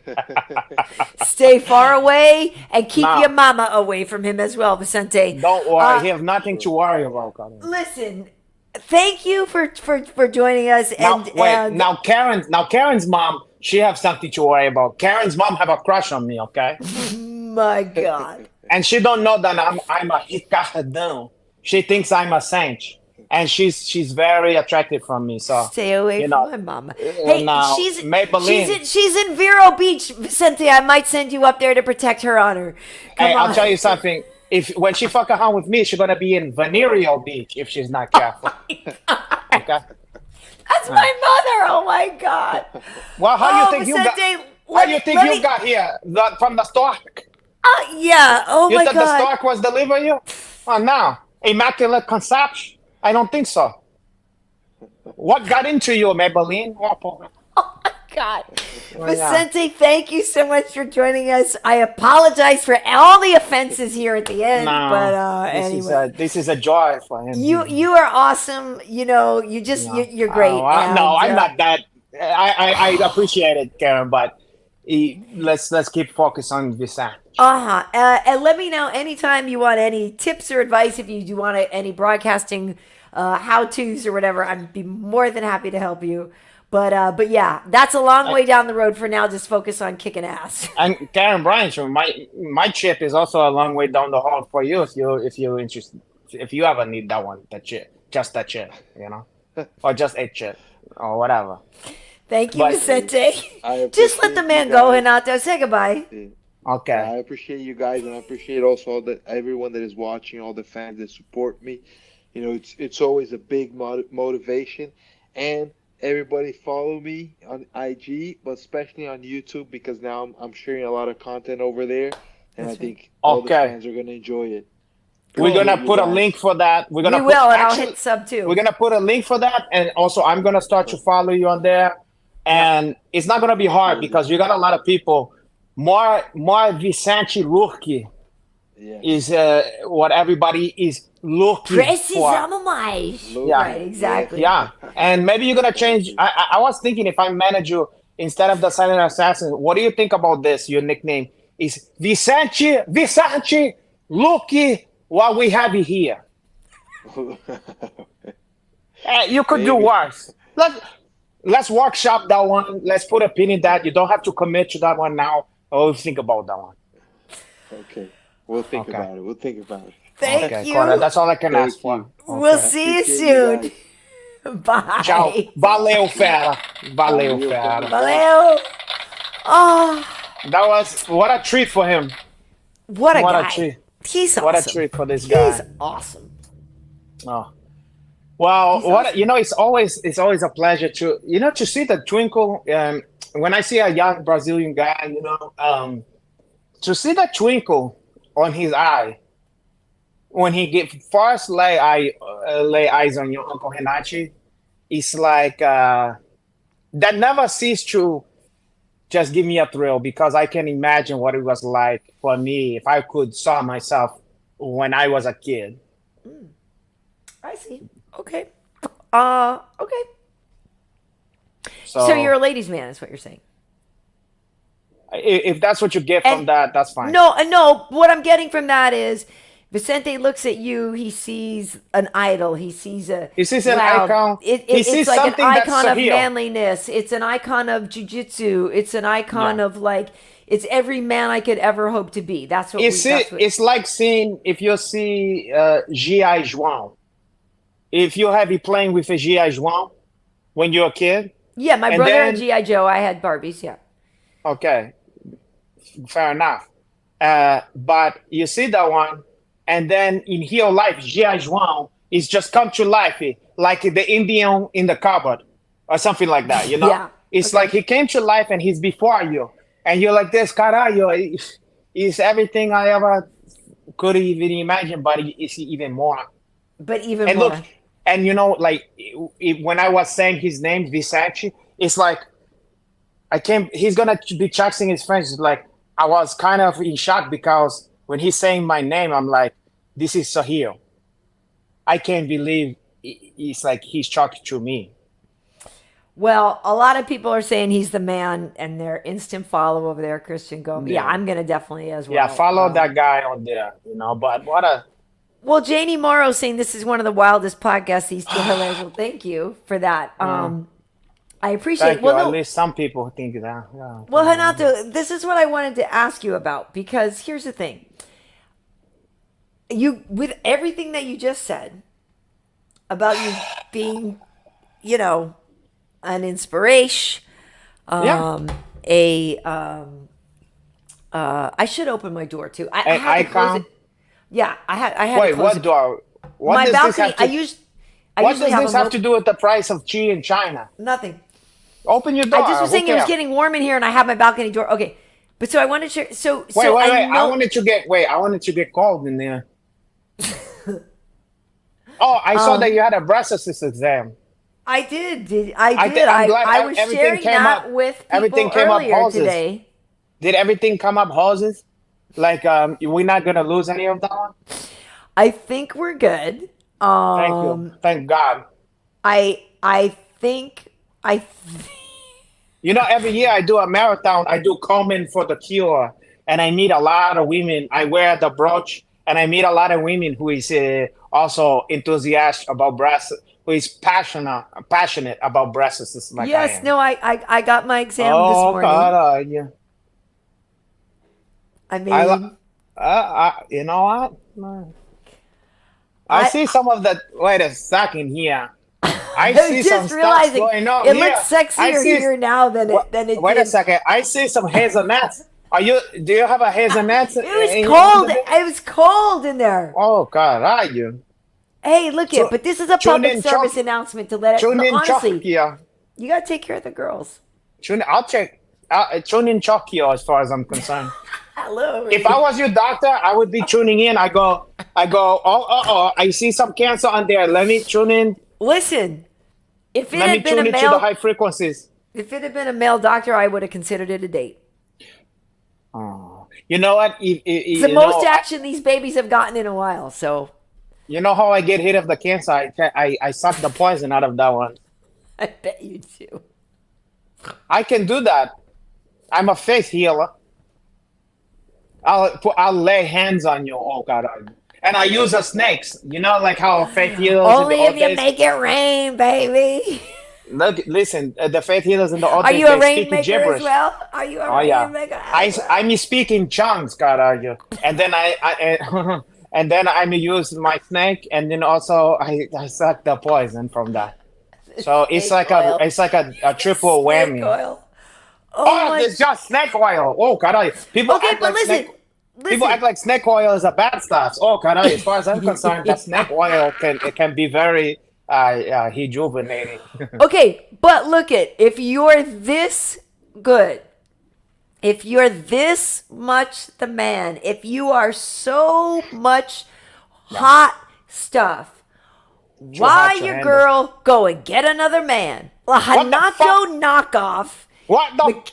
Mackenzie Dern at the fights on Saturday with a new man breaking fuck hearts. is going But on? then they show Calvin Cater for Okay. all of us. That's like a palate cleanser.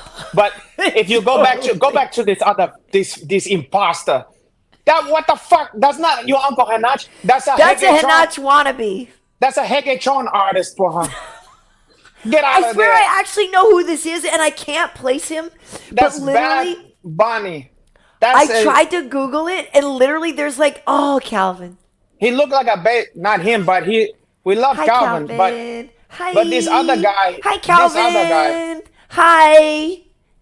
I tell you what, that Hegechon artist, Boy, he better be lucky that I wasn't there. That was a Renato knockoff if ever I've seen one. He didn't even have the height style, the height hair. It's like what Vicente was saying about the fucking translator. It's like that guy don't have the passion. He can try to copy the look or whatever and put the accoutrement, but at the end of the day, he lack the passion. He doesn't love her like you do. No, he don't have the je ne sais quoi. He don't have it. He don't have none of that stuff. I'm not even kidding. I legit Googled because I was like, I swear I do actually know who he is. I feel like I know him or I've seen him somewhere. So I Googled it like Mackenzie Dern's date or whatever. And it's funny because apparently there were all these message boards of people like mad that she showed up with somebody. And then somebody was like, why did John Anik stutter when he mentioned her on the air? And like, everybody was like, I cried when I saw Mackenzie with a new man. Like everybody was heartbroken. It's funny. Mackenzie has this cute. like, it's so funny about her because like you could see women, like you could see a model and you could say this model is like technically more like symmetrical, pretty or something like that, But at the same time, you would mush that model out. You would hop over that model to get to her because she exudes something. Yeah. She exudes a passion. A charm, there's just something there. Her smile is very warm and it feels very genuine, and she's a prior guest, folks who don't know. She's been on our show and we had a lot of fun with her. She's a great girl. So go check that episode out. But me and her is kind of like star-crossed lava. Not at all. We can't seem to get it together. She crossed the road to get away. No. That's with you, is why did the chicken head cross the hall? Oh, God, you're a chicken head, period. Chicken head is always sitting there barking and pecking. Chicken. Gotcha. A chicken head is the worst kind of chicken head. Oh, wait, what we have here? Oh, so D&D, this is a low-key, a secret rumor we should start. That Calvin is light-skinned and chocolate. We should start a rumor that Calvin is white chocolate. Was that Calvin's girl? That's what I was going to say, is who's that heifer?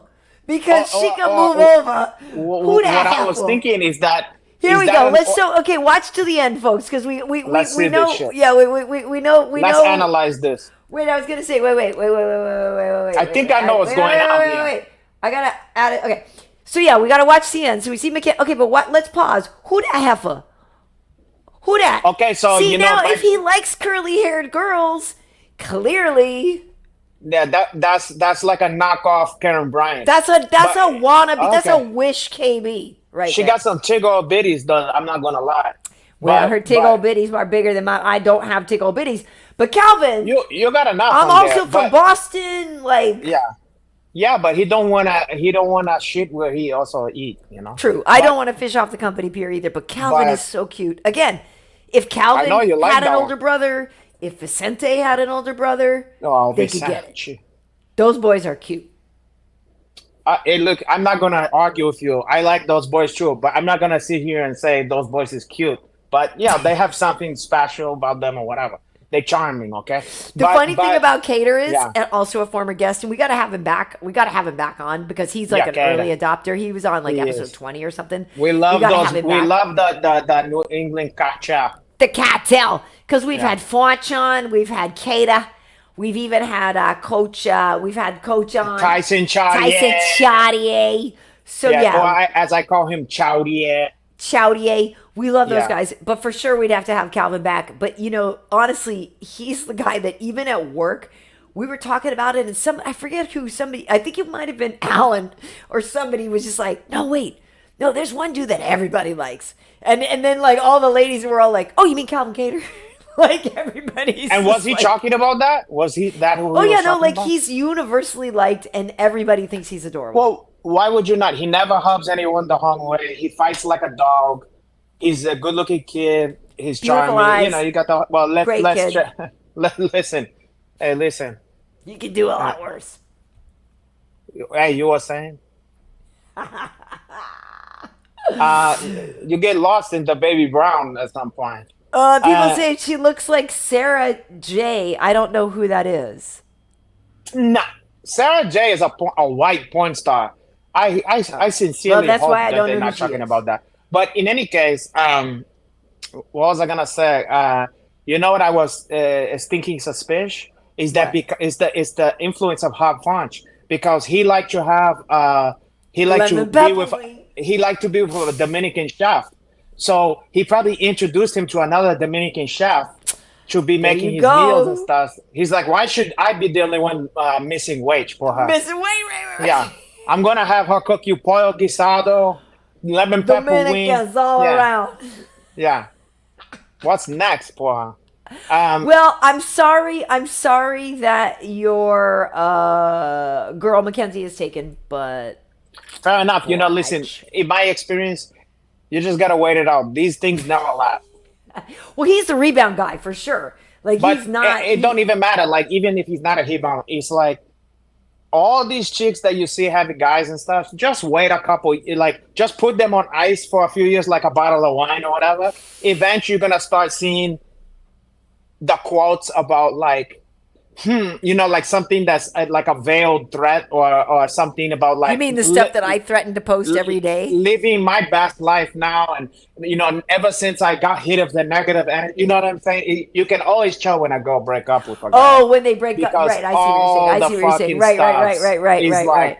It's like the hectic chore that guy, and they posting shit looking all fine and stuff, and then you see all the pictures of the guy gone, and then that's when you go into the DMs. You go, "You okay?" You know, I know what you're talking about, and it makes me sad.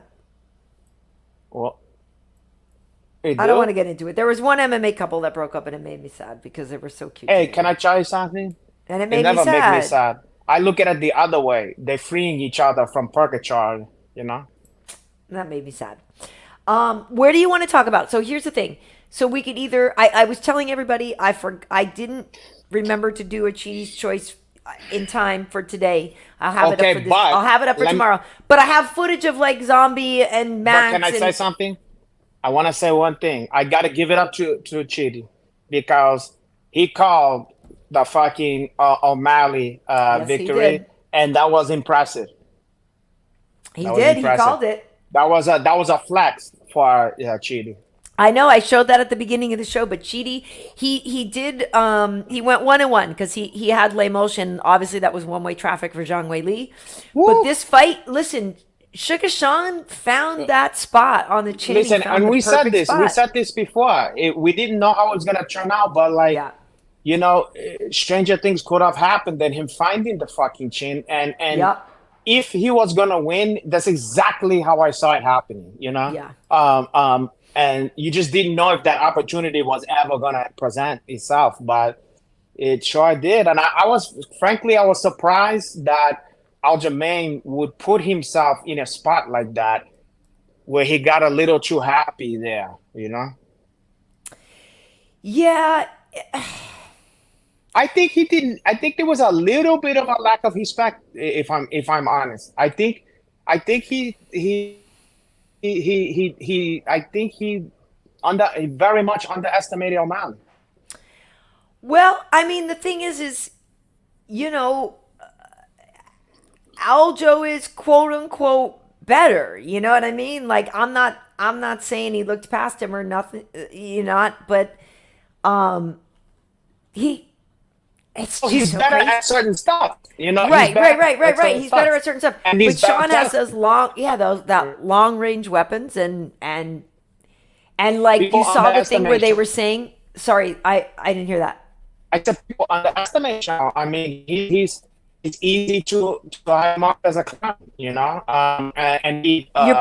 Your picture froze. There you are. Oh.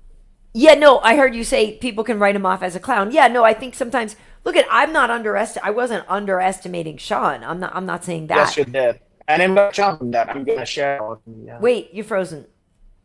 You frozen. No, you frozen. No, you. Guess what? You frozen. No, there you frozen. are. No, you frozen. No, your mom. No, there you are. Now you're frozen again. So That's because you keep saying it and jinxing me. I know you are, but what am I? But you have a program on there that if you said that, it gonna happen. I know you are, but what am I? You're still frozen. I just realized my shirt is almost the same color as my chair. Just blending in here. Your Maybe brush not a is great almost the choice. same color as my lips. Hold on, one second. One second here. Let me see something here. What are you doing? I mean, people, if you know, honestly, and we wonder why this show hasn't gone big yet. It's because of quality internet like this. How about this? Look, how about put that in your pipe and smoke it? What? Okay, question for you. Why? People saying For you're me? using the Oh. microwave Wi-Fi today. Like, I pay can't your take it. bill, homie. You know what? Pay You know your what's- bill. You know what's- Pay you your know what's bill. unfortunate? There's no harm or reason. You know, the last couple of times there was no problem. I don't know what's happening here.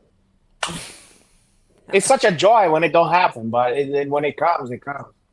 It's like acne or something like that. Or my period. Okay. It's like my version of my period. Oh my goodness. Okay, question for you though. Let me get to this. Question. Okay. How about this then? Ooh, Do you think Max has what it takes? Honestly, today I was thinking not that necessarily he's going to be heavy-hearted about what happened in Hawaii. If anything, he might be motivated by what happened in Hawaii. I can't see it any other way. Who's fighting? Korean Zombie. Yeah, I mean, I give him the edge. I love Max. Yeah, and I love Korean Zombie, but at the end of the day,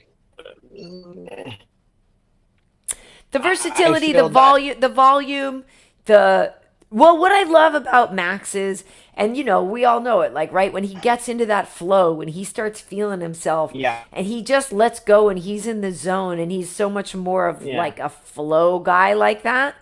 You don't, Yeah. but Zombie, and whatever, right? Like, Zombie's called Zombie because all he does is keep coming forward, right? And you like Sure, legit and look, can't get rid of him. So, Zombie is a fan, and he's one of my favorite. But the thing is Max is every bit as tough as him, but more technically sound. yeah. You know. So Well- if Max is yeah, Go ahead. if Max is Max, he should pull it out, in my estimation. Yeah. But is it gonna be easy? I don't believe so. But if I had you bad, I would give the edge to Max, in this situation. I think so too. I think Max is going to be able to use the his reach. I think Max, with him throwing so much volume, I think he'll be able to land a lot more. And listen, if Zombie keeps coming forward, that gives Max a lot of options to counterpunch him. Absolute. But But damn it's it, gonna I be feel a- like Zombie hits hard though. Oh, he sure does. But okay, look, Max has been there and did that, and so is Zombie. I just think it's gonna be a really good fight. I think he's very competitive, but at the same time, I just like, if I had to found some edge, any of the edge is in the Max department. Well, yeah, I mean, also because Max is the owner of so many records in terms of significant strikes Yeah. landed and significant Yeah. strikes thrown. Like, he's, If he's himself, Right. and Zombie is himself, Max win, I think. right. But remember, you can't count Zombie out. Remember Yair. Oh no! Of course not. Of course, never. But I'm just saying that's my opinion. I mean, of course, anything can happen. But I Yeah. also think that the Maui thing would act as a motivator. Would act as, now I can't lose. My people need me now more than ever. Well, some people are in the comments too, wondering about, like with Max, And what does he do now? Like, is he gonna leave the weight class? That's the hard like, part. what do you do? He can't fight Volk Yeah. anymore. Where do you go? This is a great fight for him. Plus, also being in Singapore, it unifies the Asian audience and the American audience. It's like a great fight that the fans. He's the guy they never matched up in the past. Like, there's so much to like about it. But at the same time, does it really move anybody forward? Like, does it do anything? I don't think it does, but I think it's at this point in his career, it's understanding your audience and going, here's what it's like, Tom Cruise, they say he's very good at understanding who he is and who he is to his audience, I think fights like this is very smart for Max because I can't say for sure if he's going to gain a title again. But what I can tell you is that there's certain matchups that can be strategically picked so that we get the most eyeballs and the most money for what he still has to provide, And I think that, and I don't think there's any shame in that. If you're on the ends of your career, you're hiding out to the sunset, give us a couple fun ones, give us some good stuff to enjoy. And, he's been there and he's did that. I don't know what else the guy have to prove except for let's give some people a couple more thrills and make some more money. For sure. He's Hall of Fame. He's Hall of Fame. He's a freaking G. Everybody loves him. He's got some of the most definitive moments in MMA, pointing to the middle of the octagon with Ricardo Lamas. Like it's iconic. He has nothing left to prove. I agree. I think he can go up to 55, and it sucks that before he fought Poirier, and again, it's kind of like what we were saying with Vicente and Poirier. Like, you put the two junkyardiest dogs together, so no shame in that fight before, but there's a lot of entertaining fights you could have up at 55 and stuff. It's funny too because let's think about it. Okay, let's say if he goes on a hunt and wins the fucking title again. In a way, like, are you gonna like him any more than you already do? Are you good? It's like he's already. It's like overkill. It's gilding the lily. You know what I mean? It's like totally. You already there, my brother. You did it. Like, bro, we can't like you more. Yeah, we literally. Yeah, I don't know. It's like giving Meryl Streep another Oscar. It's like, are we gonna? Is that gonna make a difference in the legacy? It's like, she's already there. She's already did that. Yeah. And so I just think he needs to put on some great, smart matchups for him as like a farewell tour, maybe two, three more fun fights, and then hide off into the sunset with your brain in check and your money, and enjoy your beautiful wife and your beautiful wife. Yeah, exactly. Oh no, his beautiful wife, the surfer. Oh God, yeah. And the kids, I guess that's a side effect from that, but the kid is from a different wife. Oh God, that's even worse, boy. Is it? Oh! I thought you were saying the kid is from her. No. Max had a different. No, the mother of Max's child is not the current woman. But they don't have a few kids. He's just got the one. Only one kid? I believe so. Why I feel like I keep seeing more kids? Because Connor's wife is pregnant. Dee's pregnant again with like number 4. You know who I think I'm confusing with? Because another Hawaii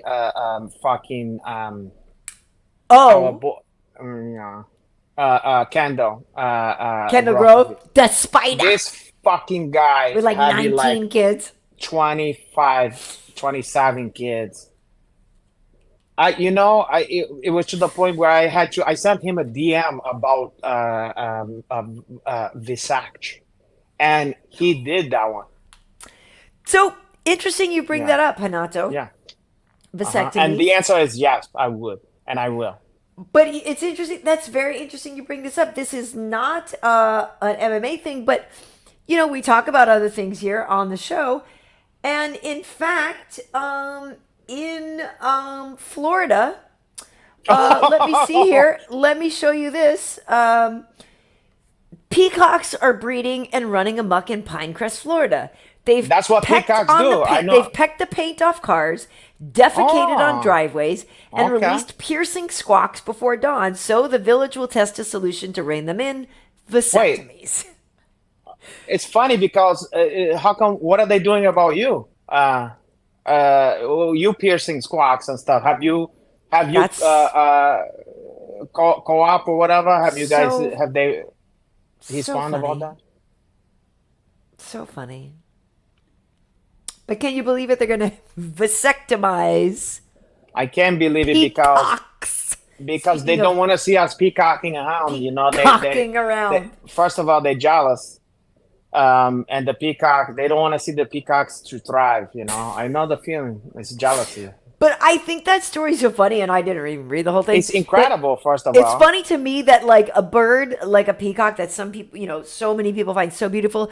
How I wonder what the tipping point was of like, oh my God, this is so amazing. Like we have these beautiful. Oh my God, look, we have these sweet peacocks. Oh my, God damn these mother. You know what it would be for me? What was the tipping point? For me, I don't know about anybody else, but for me, I can tolerate anything except sound. The sound. If a bird is squawking at all hours or whatever, you gotta go. If he's fucking with my peace, okay, so what? All birds is gonna shit on stuff, gonna shit on your car, whatever. But you squawking, no, you gotta go. And you know what though? Thankfully, they're gonna give up a touch because they're lucky they're not, doing a chicken fried peacock, my God. especially in the South or whatever, Does anybody eat peacock? Well, And if they do they swallow? We do chucan in Brazil, but I don't know about peacock. I've never had peacock wing or whatever. Peacock wings. Peacock chatrazini. Oh God. I need to change this before I lose my ladylike demeanor and go down. The problem is I have such a terrible sense of humor because I work with so many dudes that I have a garbage sense of humor, and like it's very easy for me to go in a really, really, really rude place. There's nothing wrong with that. Plus, you're interested in cock. What's wrong with that? A lot of women is interested in that one. Yeah. True. We count on that. We enjoy that fact. Okay. Hey, so speaking of, so now that we got on that, I wanted to share with you a couple of other things. Now that we got on me showing you a couple of slides. There's a thing about okay. So there was a couple of things I wanted to ask. Oh, okay. I remember last week I was getting to some things, and this is another thing to me that I feel like you have this one in your record collection. I don't know if you wanted to give us a review. It is the pan flute record. I mean, dude. Okay, so I don't have that particular record, okay, but I have shit that is the equivalent of that. Oh my God. There's a record store near me, and I was in it the other day, and I saw this. I was like, oh my God, I have to take a picture of this. Everything What's about the name it, of the this hair, one? the beard, the pan flute, like he's so like Swedish or Norwegian or whatever. Oh yeah. Because literally it's and he holds it delicate. He's barely touching. Look at the fingertips. It's caressing. It's like George Schmidt plays the songs of the ocarina. I was like, bro, he's so. I felt like this kind of styling is what you would aspire to. Because I was explaining to people at the beginning of the show, if they'd never seen us before, that like Magnum PI is a hero of yours, like that kind of guy. Well, yeah, these guys the feeling is mutual. I'm a hero of a Magnum PI probably at this point. But let me see. Let me see what if I have anything even just next to me in my collection that could rival that. I don't know. I'm sure you do. I have records all over the place, but let me see if I can. Well, because I almost bought it for you. We have a Stone Cold Gentleman, half Trusvant. Trusvant. Okay, but nice. Let's see. Let me see if I can find something really outrageous. Because I literally should have bought it for you. You should. Well, let's see. Hold on.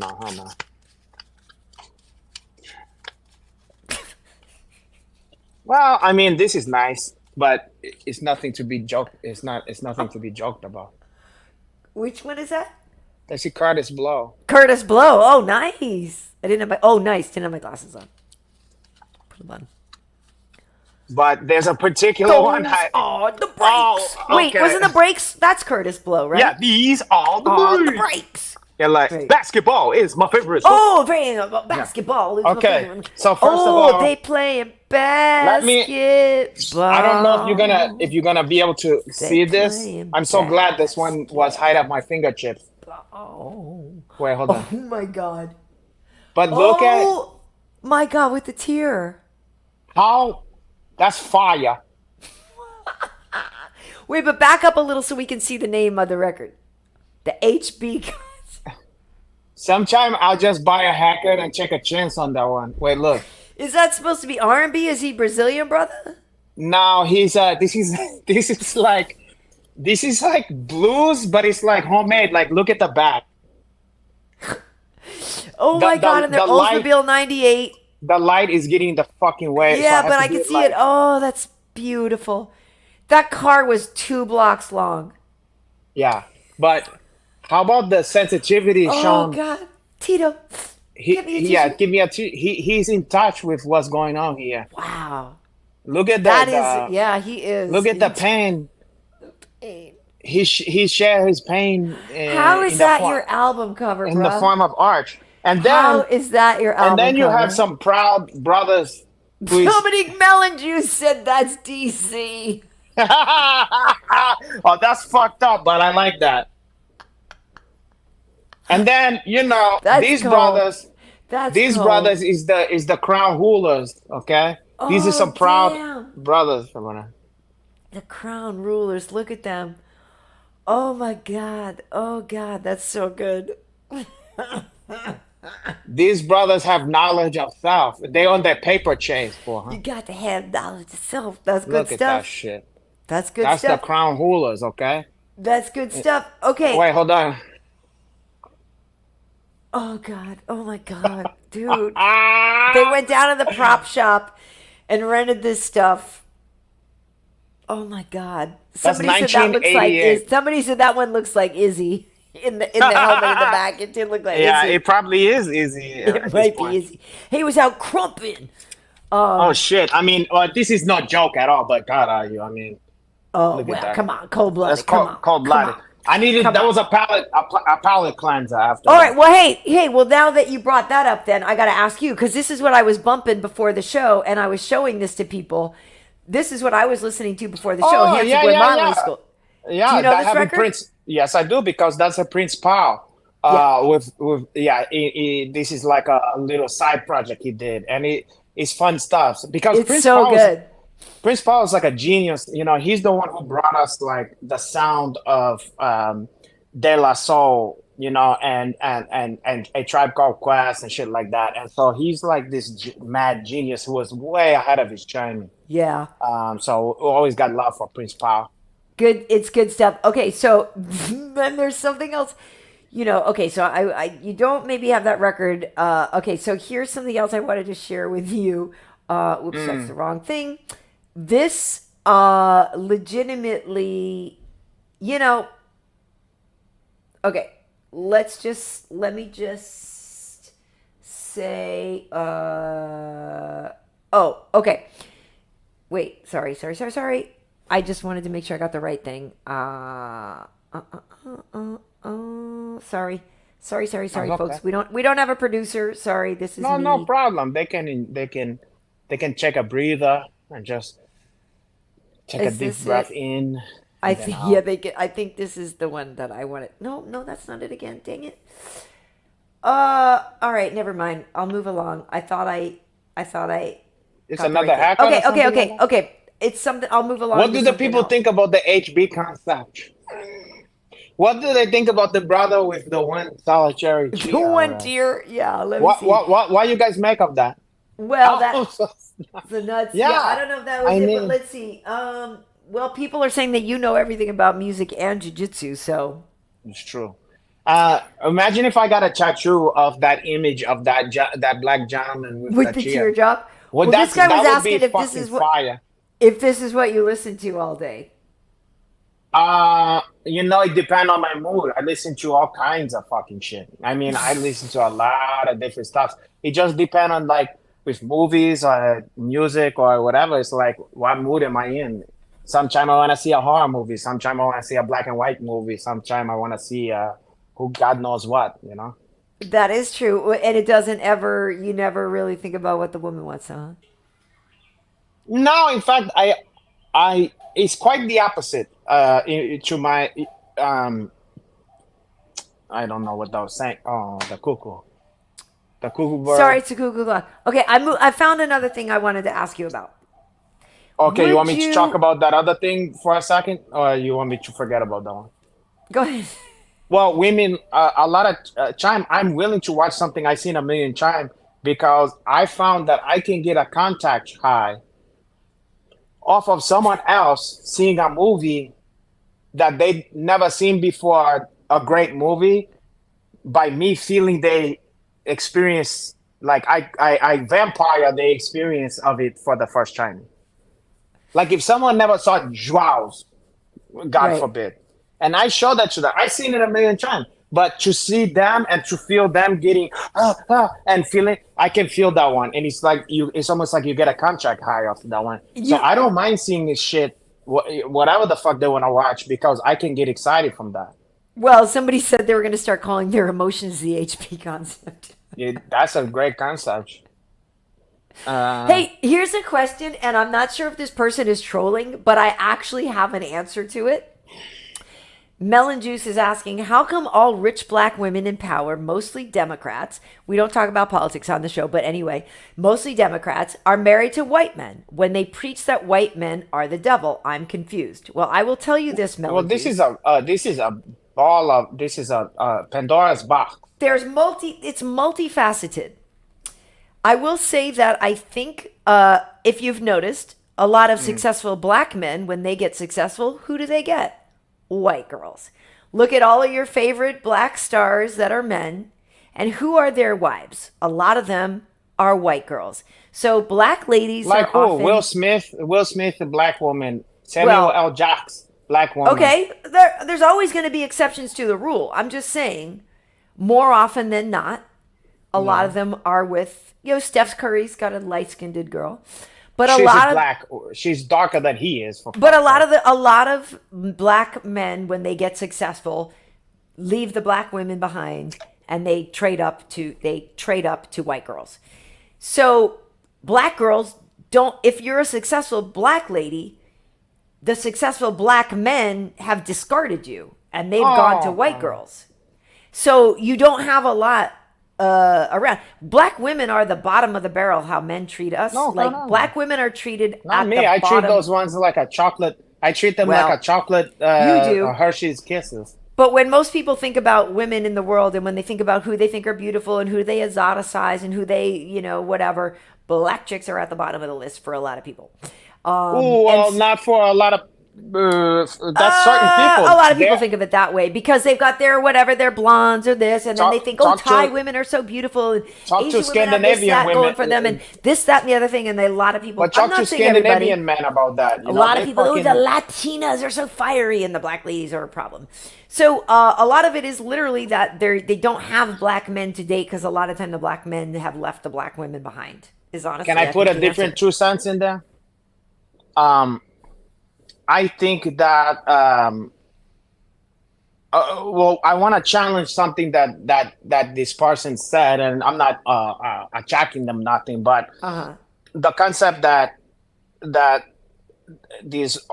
every single successful black woman gave it for a white dude. This is a falsehood. You can find some examples, but this is not necessarily the norm as far as in anywhere I can think of. Immediately my mind went to Oprah, black guy. I mean, I'm trying to think of I can't even think of any example, to be honest. Well, people talk about what's her face a lot. What's her face? Cute girl. And she's married to anyway, I'll think of her name in a second. Yeah, but that's what I'm saying. It's like it's not so pervasive that we can't even fucking think of that Hey, many examples. Rihanna and ASAP Rocky. Well, yeah, but I'm just saying, in general, I can think of 10 million more cases of a successful black woman with a black dude. So Yeah. I don't, this thing of it being that's like this thing that happens, I would challenge that off the I think it's face. more often that the black men have white wives than the black And ladies have. I think you're probably right about that, okay? One of 100% case in point, Chicken Head is squawking mercilessly, relentlessly. But the present company exclude. Let's get into this. Then, secondly, this whole is hyperbole to say that, first of all, that this exists, that this problem, this epidemic exists, and then on top of it, these same women who get these white guys say, well, the white man is the devil. This is a construct in your fucking mind, okay? This is something in your fantasy, in your mind, because I would challenge this person who said this question. Give me some examples. Yeah, I guess. I don't know who the fuck you're talking about. I will say this too, though. Like sometimes, yeah, like. And people can be with whoever the fuck they want to be with. That's another thing. Exactly. It's like, by the way, people who can gives be a with shit? whoever If you they can want. find But in here's this the thing. fucked up Here's world, here's what I will say. Having, I was married to a white guy. I'm not anymore. And I know some people think I'm still married. I'm not. I've been not married for a few years now. But literally, historically, in my life, I never had a lot of boyfriends or anything anyway. But I rarely got asked out by black guys, like so infrequently that I can literally count on one hand how many times black guys asked me out. And that's a person. I lived in New York City, in Manhattan, for 7 years. And I What can neighborhood? literally count on one hand how What many neighborhood black were you in? guys have asked me out. What? just curious, what neighborhood were you in? Initially, I was over in the Murray Hill area, which is not great. But then I was down in Soho. I mean, but you know, when you're in New York, Not you exactly hang a out everywhere. hotbed. You hang out not a everywhere, hotbed though. of black But men. I hung Yeah, out yeah. everywhere. I hung out in the East Sure, Village. I sure. hung out in the West Village. I hung out in Soho. I hung out everywhere. Like, they just Yeah. didn't ask. And so this is what I'm saying. Like, I don't know what it is, but they didn't ask me out. So I would go out with the people who would ask me out. And I agree with that. Here's the thing about that too. You gotta go where the water is warm. Okay, if white women is fucking coming onto me and showing more, whatever, or Chinese women, whatever the fuck it is, or wherever I'm at, it is what it is. You know, you want me to be like, oh, hey, wait a second, she's not exactly the my same color. I gotta think about this. I don't got time for that shit. I don't got I'm time an for none of equal that. opportunity employer over here. Yeah. So to answer your question, to answer that person's question, I just have trouble believing that this scenario that's been presented. Like I It's a said, false- initially it's a when I false presented, I said scenario. they might be trolling, you know. No, you know, I don't necessarily think they're trolling. I think they're projecting. I think that in their mind, this is something that's happening. But in But reality, here's I this don't think. but this person just has a lot of pejorative whatever hangups. I think maybe they want to escape their old lives. Meanwhile, they're rich black ladies, but they got to escape their old life. Like, you created some backstory that everybody, we were all crapless and we got to get it. Like, what the fuck? Like, what the fuck do you think black that's people, what I like, was they saying. have normal lives just like white people. Yeah, and I think that again, I don't think this person is trolling. I think this person has some ideas. And you know what? But I don't want to get angry at this person because this is why people don't ask questions. This is why people don't get educated. You're right. Because they're so afraid to be hung and to be chastised. I'm not offended, but I'm offended by the idea that somebody thinks that white people and Chinese people and French people and Italian people and African people don't all wake up, get out of bed the same way, go to the bath, why do you assume the black person had to escape their past and the white guy didn't? Like, that's what I'm saying. I agree, but sometimes it took courage, maybe, if this person's not just fucking around. And I don't think they are. But I will sometimes say this, though, to your point. I will say this, though. To have the white ally to be your white knight is very helpful in this world because black women are still crapped on so much that it is handy to have a white knight for you, literally and figuratively. Yeah. I can imagine, you know. And I would think that that's somewhat seductive, you know. If you have people who have been struggling, you know, okay, so that scenario does exist, what that person said. It where a does. person have struggle, you know. To be fair. And you know what, to be honest, sometimes maybe a certain kind of person just reminds them of that struggle. It's like I don't want nothing to, you know, like I want a fresh start, you know. Yeah. And maybe also sometimes maybe people is sick of, maybe the whole life they've been with the same kind of people, and they're like, I want to Shit try was some inwards. Chinese Yeah, no, food. I I want get to try. I want to try some other shit. I want to, Totally. and now I feel. And then sometimes, you know, funny thing is true. And this happened both ways with the cases and stuff. So I know a lot of white guys that assume black women that they attracted to would not be interested. Almost like they would be like, they have this idea like black women that would be like, he's too weak. That's too weak. I need something stronger or something. You know, Right. like they have this false They idea. think everyone wants a roughneck or something. Yeah, and I try to tell them, I say, you know, you would be surprised at at how receptive some of these black women would be to you. Yeah. You can't hide yourself off. You assuming too much, you know. And then the same thing go for these black women. They might miss out on a white guy that they attracted to because they think, oh, well, he would be true this for me. He wouldn't be able to handle da da da da and blah blah blah. And then both of these people is missing out on this shit. You know what I mean? That does happen too, you know, and it's all projecting.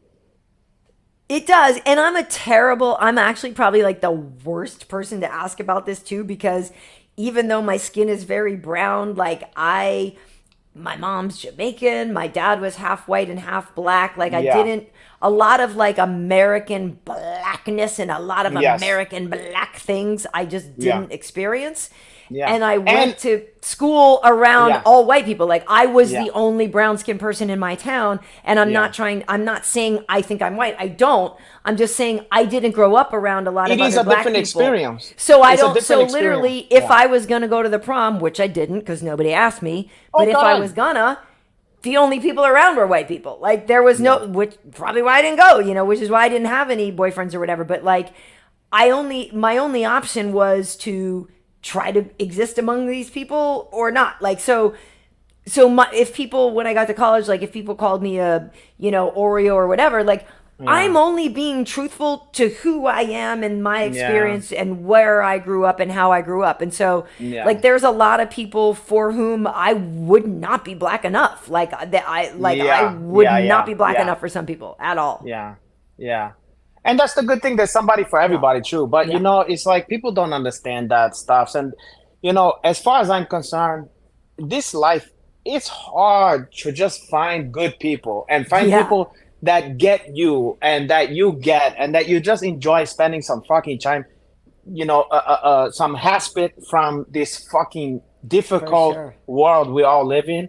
And that's why I say, don't bother people for being gay or doing whatever the fuck they do. If that person or like they get upset about like gay people adopting a child, I'm like, if that child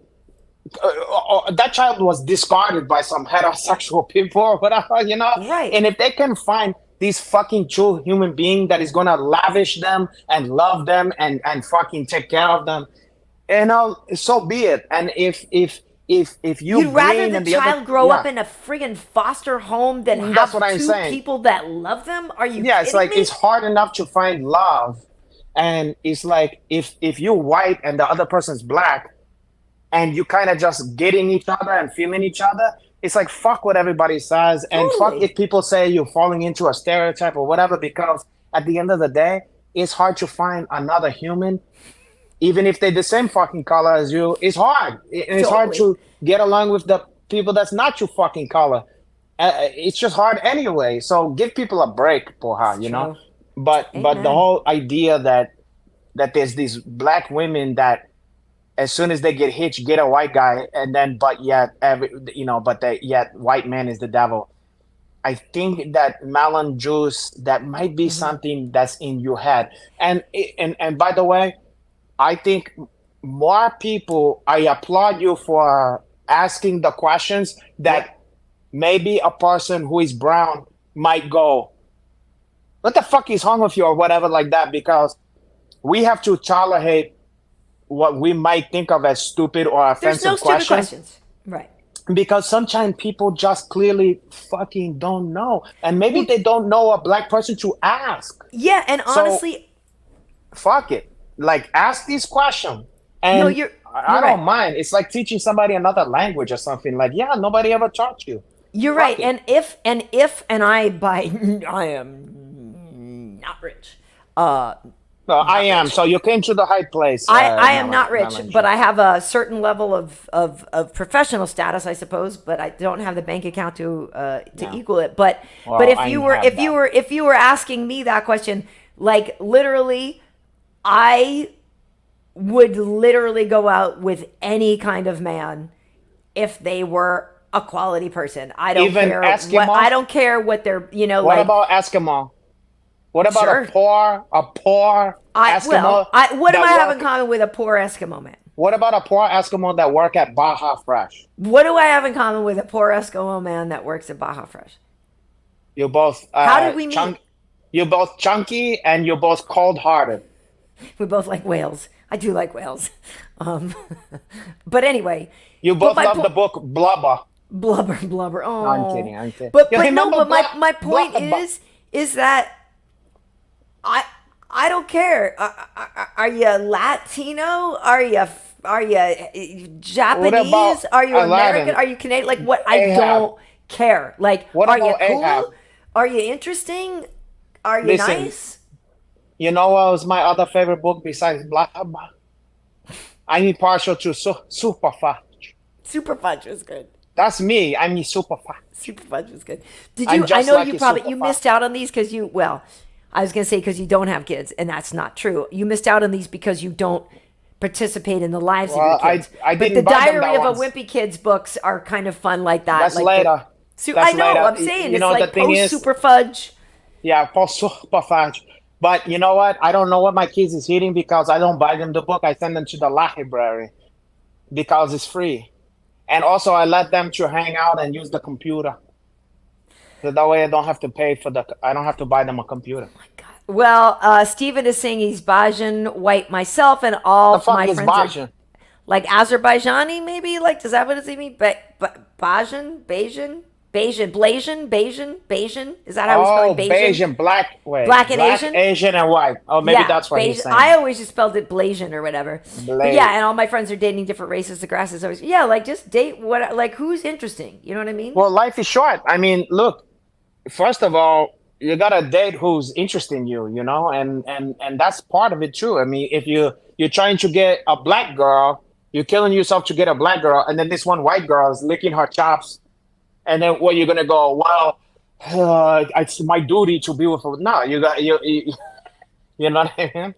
Well, yeah, and listen here, Lydia in 84 saying they're part Trinidadian and saying up and growing where they did in USA. I was the brown kid, and in Trinidad they were the white kid. Ha ha ha! I'm sure KB can relate to that experience. Yeah, it is a lot like that. Like in my town growing up, I was the N-word girl, but when I got to college around other brown-skinned people, I was not black compared to them, and they didn't think, and I didn't rush any black sororities or anything like that. Like, I would go to some of the parties though, like the step dances and all, like the frat parties. I would go to the black frat parties and all that stuff. It was definitely fun, but I never felt compelled to join a black sorority or anything. You was less apt to hush a black sorority than you was to go to a Hush concert.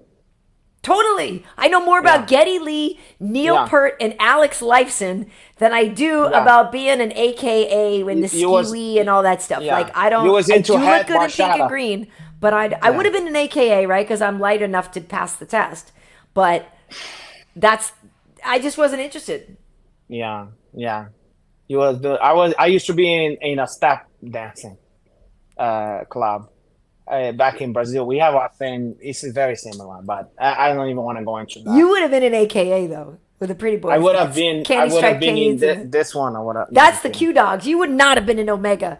You would not have been a Q dog. You would have been a Kappa. The pretty boys. I would have been whoever. The red and white striped canes. They were. I mean, please. They were. Yeah.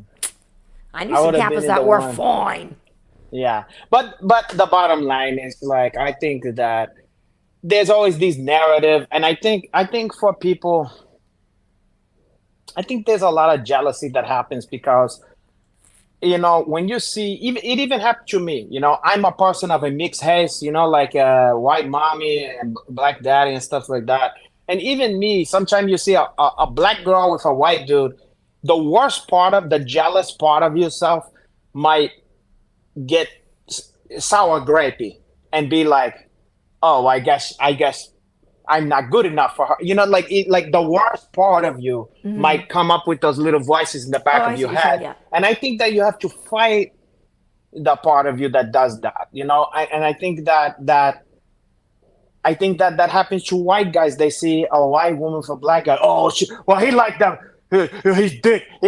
She like a big dick, or he's, you know, and they get intimidated by that. And it's like, you know what? To be honest, like just because she's with this black guy, if she wasn't with him, doesn't mean she's gonna be with you, you know. And so you just gotta realize, like, you don't own the women of your hate. You know, they can do whatever the fuck they want. You know. Yeah, yeah. And it's none of your business. Yeah. At the end of the day. Like I said. I'm accepting any and all applications. Like I can't be choosy. Nobody asked me out ever. Talk so to the I can't be choosy. Azerbaijan and the white guy or whatever. I got my requirements at this point are are you breathing? Do you? I would like you to have a job and. What if you're homeless? What if you're unhoused? Yeah, I don't want somebody who's currently unhoused. That's important, probably. But honestly, like, no, I don't even know what my standards would be now because, like, literally nobody asked me out, and so I don't even know. I guess I don't even know. Like I said, I'm gonna count my mammogram today as a date because. Well, because he was I took my clothes off and somebody touched my boob, so it was a date. He was massage your breasts. It was a lady, and you know what? I've never tried ladies, but you know. Your Uncle Renato give you a mammogram better than at the. We got mammogram at home. Shit, I'll give you a mammogram. Yeah. You like Bob mammograms at home. Yeah. Shit, I got your Uncle Renato got mammogram right here, half off for her. No, but for real, I'm gonna really starting to panic if I don't get a date this year. I'm gonna massage those. You know what? I'm gonna massage those. I'm gonna put lemongrass oil on there. Yeah. Well, anyway, I'm not gonna. I'm not signing up for dating apps, guys. It's not gonna happen because every single person I know on a dating app's like, dating apps are garbage. And then it's like, sign up for a dating app. I'm like, why do I want to do that? But they're gonna also say, dating. That same people go, dating is garbage. No, but my whole point free is dinner. Women, I hate free dinner. I hate getting a free. I hate going on free dinners every weekend. No, that sucks. What a tragedy. I honestly, the idea of posting a picture with my likes and dislikes and but you gotta remember this. It's not as if you're the only one doing that, and everybody else is so cool. Everybody else is doing the same fucking shit. I know, so but I can't. You're not the loser. I can't. It's not about being a loser. I cannot. I have zero time to open my life and my texting up to some frickin' schmo I don't know whose picture is 7 years old, who doesn't look like that anymore, and who expects me to be forthcoming with tidbits about my life. Someone is being negative. Someone is shooting themselves in the feet before they get a chance. I'm just telling you, I got zero time for that. Just think about this. If your Uncle Hanachi is on there, it can't be all bad. I mean, imagine you could find the gold, and then there's gold in them there in them Dar Hill. Wait. Oh, what? Wait. Correct me if I'm wrong. Marcus Martinez has came correct before. Wait. Haven't he came? Is that what I think it is? I think it is true. Is that a donation of $200? Like, oh my God. Listen, let me Like, tell you something, what? Marcus Martinez. You speaking my language. And I think, you know what? We can finally go out to dinner, Renato. I'll take you on a date out to dinner. Can I tell you something? I think Marcus Martinez is trying to take you out for dinner, to be honest. He's showing his value. He's showing his worth for her. Well, Marcus Martinez, come on down. He might give you a dirty Martinez if you're not careful. Which I don't even know what that is. Which, by the way, you should patent that, Mr. Martinez, because that's hilarious. A dirty Martinez. Dirty Martinez. Listen, he's showing you what time it is here. Nobody else ever came correct like that. That's amazing. Hey, somebody mentioned Raya being for celebrity people. Yeah, that's the one I tried to sign up for. I got waitlisted like a year ago. But hasn't been a year ago. No, it hasn't been a year because I didn't try to do it a year ago, or maybe it was and I forgot about it. And then, like, I literally don't know anybody who's actually on it. I only know people who signed up for it and got on the wait list. I've never heard of anybody who's actually on it. Let me tell you this. I can't say from experience because I never signed up for that one. But I don't require my females to be, like, special celebrities and shit like that. So I don't know what it's like, but fuck Raya as far as I'm concerned. I mean, like, you know, there's other people out there. Right, but my whole thing is that I'm trying to meet the guy that is also the type of guy that doesn't want to be on the app. You know what I mean? So that's what I'm saying. I try to go places like go to the golf range or go to the this or go to the that to try to do it. So I gave up because it's not going to happen. Like, it's not going to happen. I'm not getting on an app. What this would be the equivalent of? You might as well be saying, I want to meet the kind of guy that still has a landline. Yeah, I am. I don't want to do it. And then going, how come I can't meet like just a great guy? I know, but again, you and every single person I know is like, oh my God, the guys on dating apps are effing garbage. I didn't say that. Because they're dating like 5 different girls. They troll you. They carpet bomb. They don't fall. Like, it's literally like every single woman I know on there hates them. What I would say is this. Any complaint that, and I'm not kidding here, whatever complaint that women had back in, let's say, the late 70s, like the guys who would go to the Higo Beagle, like going to singles bars, okay? Yes. Every same complaint that any woman would have about men going through the singles bar scene, you could just transfer that into dating apps. So the thing is, it's only the venue have changed. Men in general haven't changed. So yes, all the same horrible shit about men that you don't like still exists. Yes, there's a lot of men that just want to fuck you and it's going to be scumbags and all that, just like in any pool of men. But along with the scumbags, along with the guys who is lame and boring and all this kind of other shit, there's going to be some good ones in there. You gotta, just like in any situation, you're gonna have to wade through some bullshit. But that's what I'm saying. I already divorced Wade, so I'm not going back there.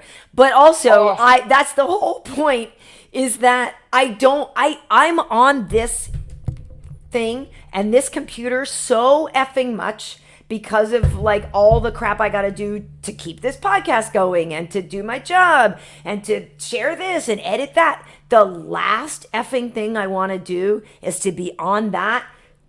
Hi, how are you? What the fuck? This is part of the dating process. Not for me. If it, okay, you think, okay, let me choose. I can't. I can't. Let me enlighten you on this. Let me try enlighten you on this.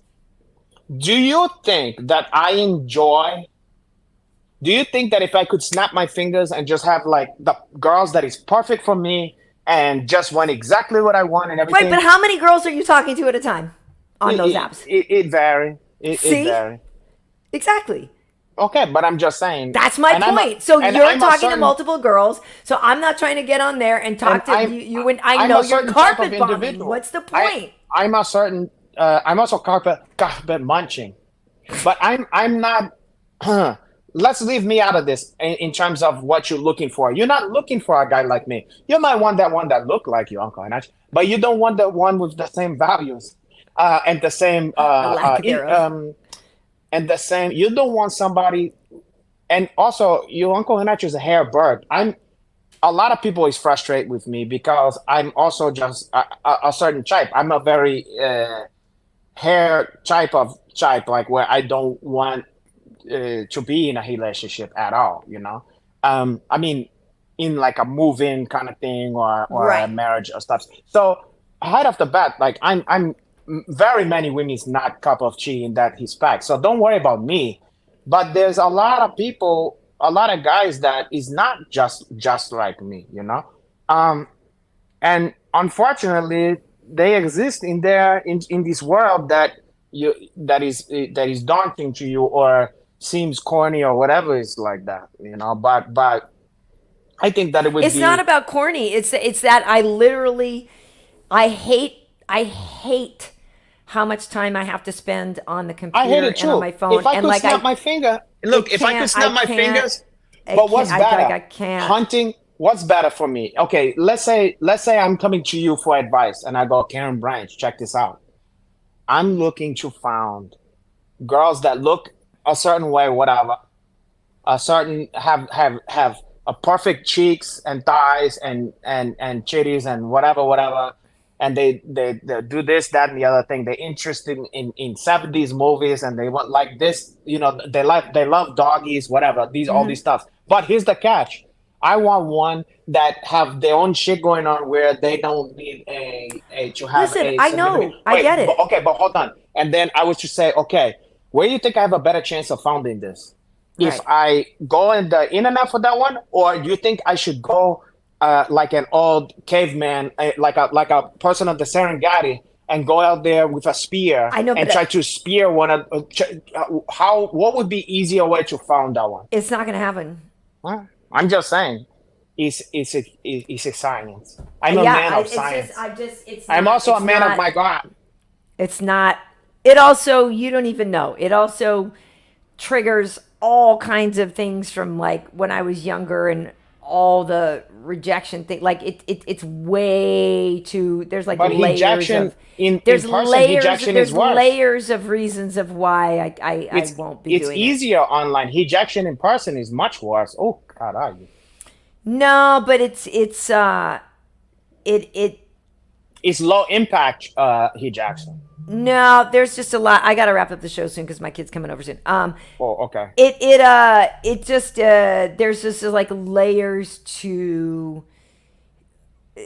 Let me to summarize.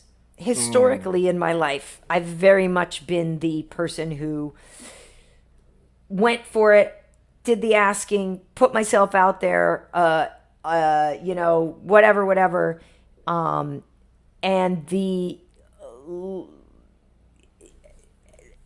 epic amounts of hardcore rejection for various, like it's traumatizing, like Okay. literally, and so I can I just can't I can appreciate that. I just want you to understand. do it. Ask even the hottest guys that you know. They've Right, the hot guys are on it because they control and F9 girls at once. Not that. The hottest guy, the hottest men that you know, have been rejected in their face by women their whole entire life.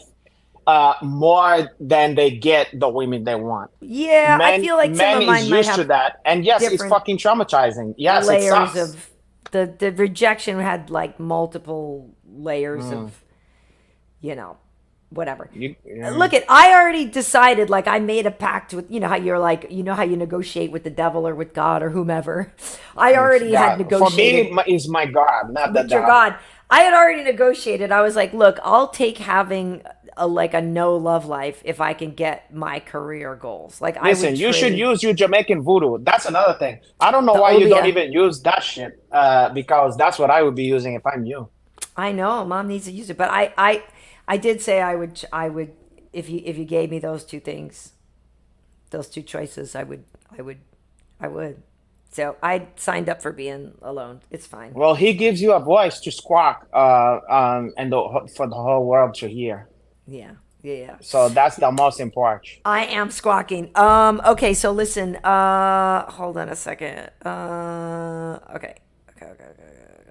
He gave a chicken head in every pot. No, it's just that, like I said, the kid is coming over and I have to. Oh, yeah. No, do you think I actually gotta get back to a couple of people who's do a couple of chicken heads on the app that are maybe going to come even not over. just that, just like a variety of different types of people have been aggressively fucking with me, trying to get a hold of me while I've been doing this. So nice. From your lips to God's ears, mixed martial arts saying I have a feeling that KB's going to meet a man in Paris. From your lips to God's ears, that's all I have to say. You're gonna meet an Ahab out there. I'm circumcised. You know I like that dark and swarthy. Yeah, dark and shawarma is what you're gonna find. I don't eat meat anymore, but like a halloumi, the halloumi cheese. If I could meet a nice dark guy with the dark eyes and the they're gonna don't get me going. I would not be mad at trolling for dudes over. It's just that, like, sometimes, whatever. Never mind. Anyway, we'll get on to this. We'll continue this later. Okay, so for me, I know I already know.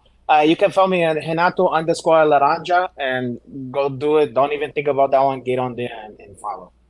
Yes. Okay. Well, so listen, folks.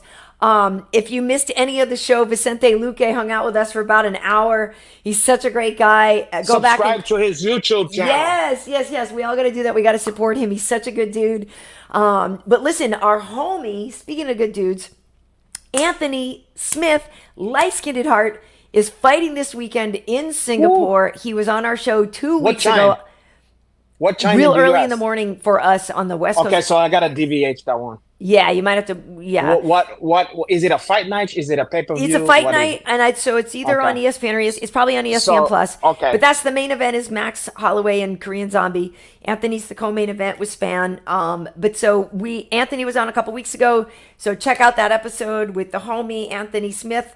But last week's episode with Terrence McKinney was also really great. Cubby Swants was on recently too. So we've had a lot of fun lately. We had a lot of fun episodes lately. Not that we don't, but these ones, it's been some nice ones. Definitely. Well, remember, you can download these audio at all your favorite sites. But yeah, if you're watching this on YouTube, please hit the subscribe button. If you're watching this, tell your friends. We've always said, help spread the word. He and I only have so many outlets to talk about the show, but if you can, share a clip or whatever, we definitely appreciate it. So yeah, and if you're a female out there fan, you can help spread your cheeks. Wow, look at that one.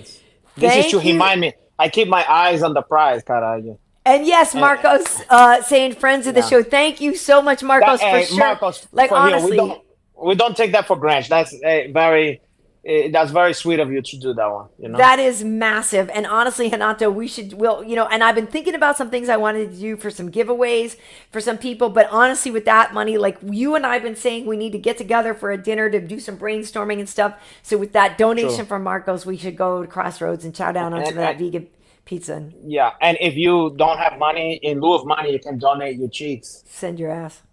So you can bring that one, deliver that one. Thank you guys for joining us. We appreciate you. No charge for shipping and also handling. No, don't you get overly handling. Anyway, folks, thanks so much for joining us. See you later. Bye. Okay, ciao. Ciao, ciao, ciao, ciao, ciao, ciao, ciao, baby. Ciao, baby.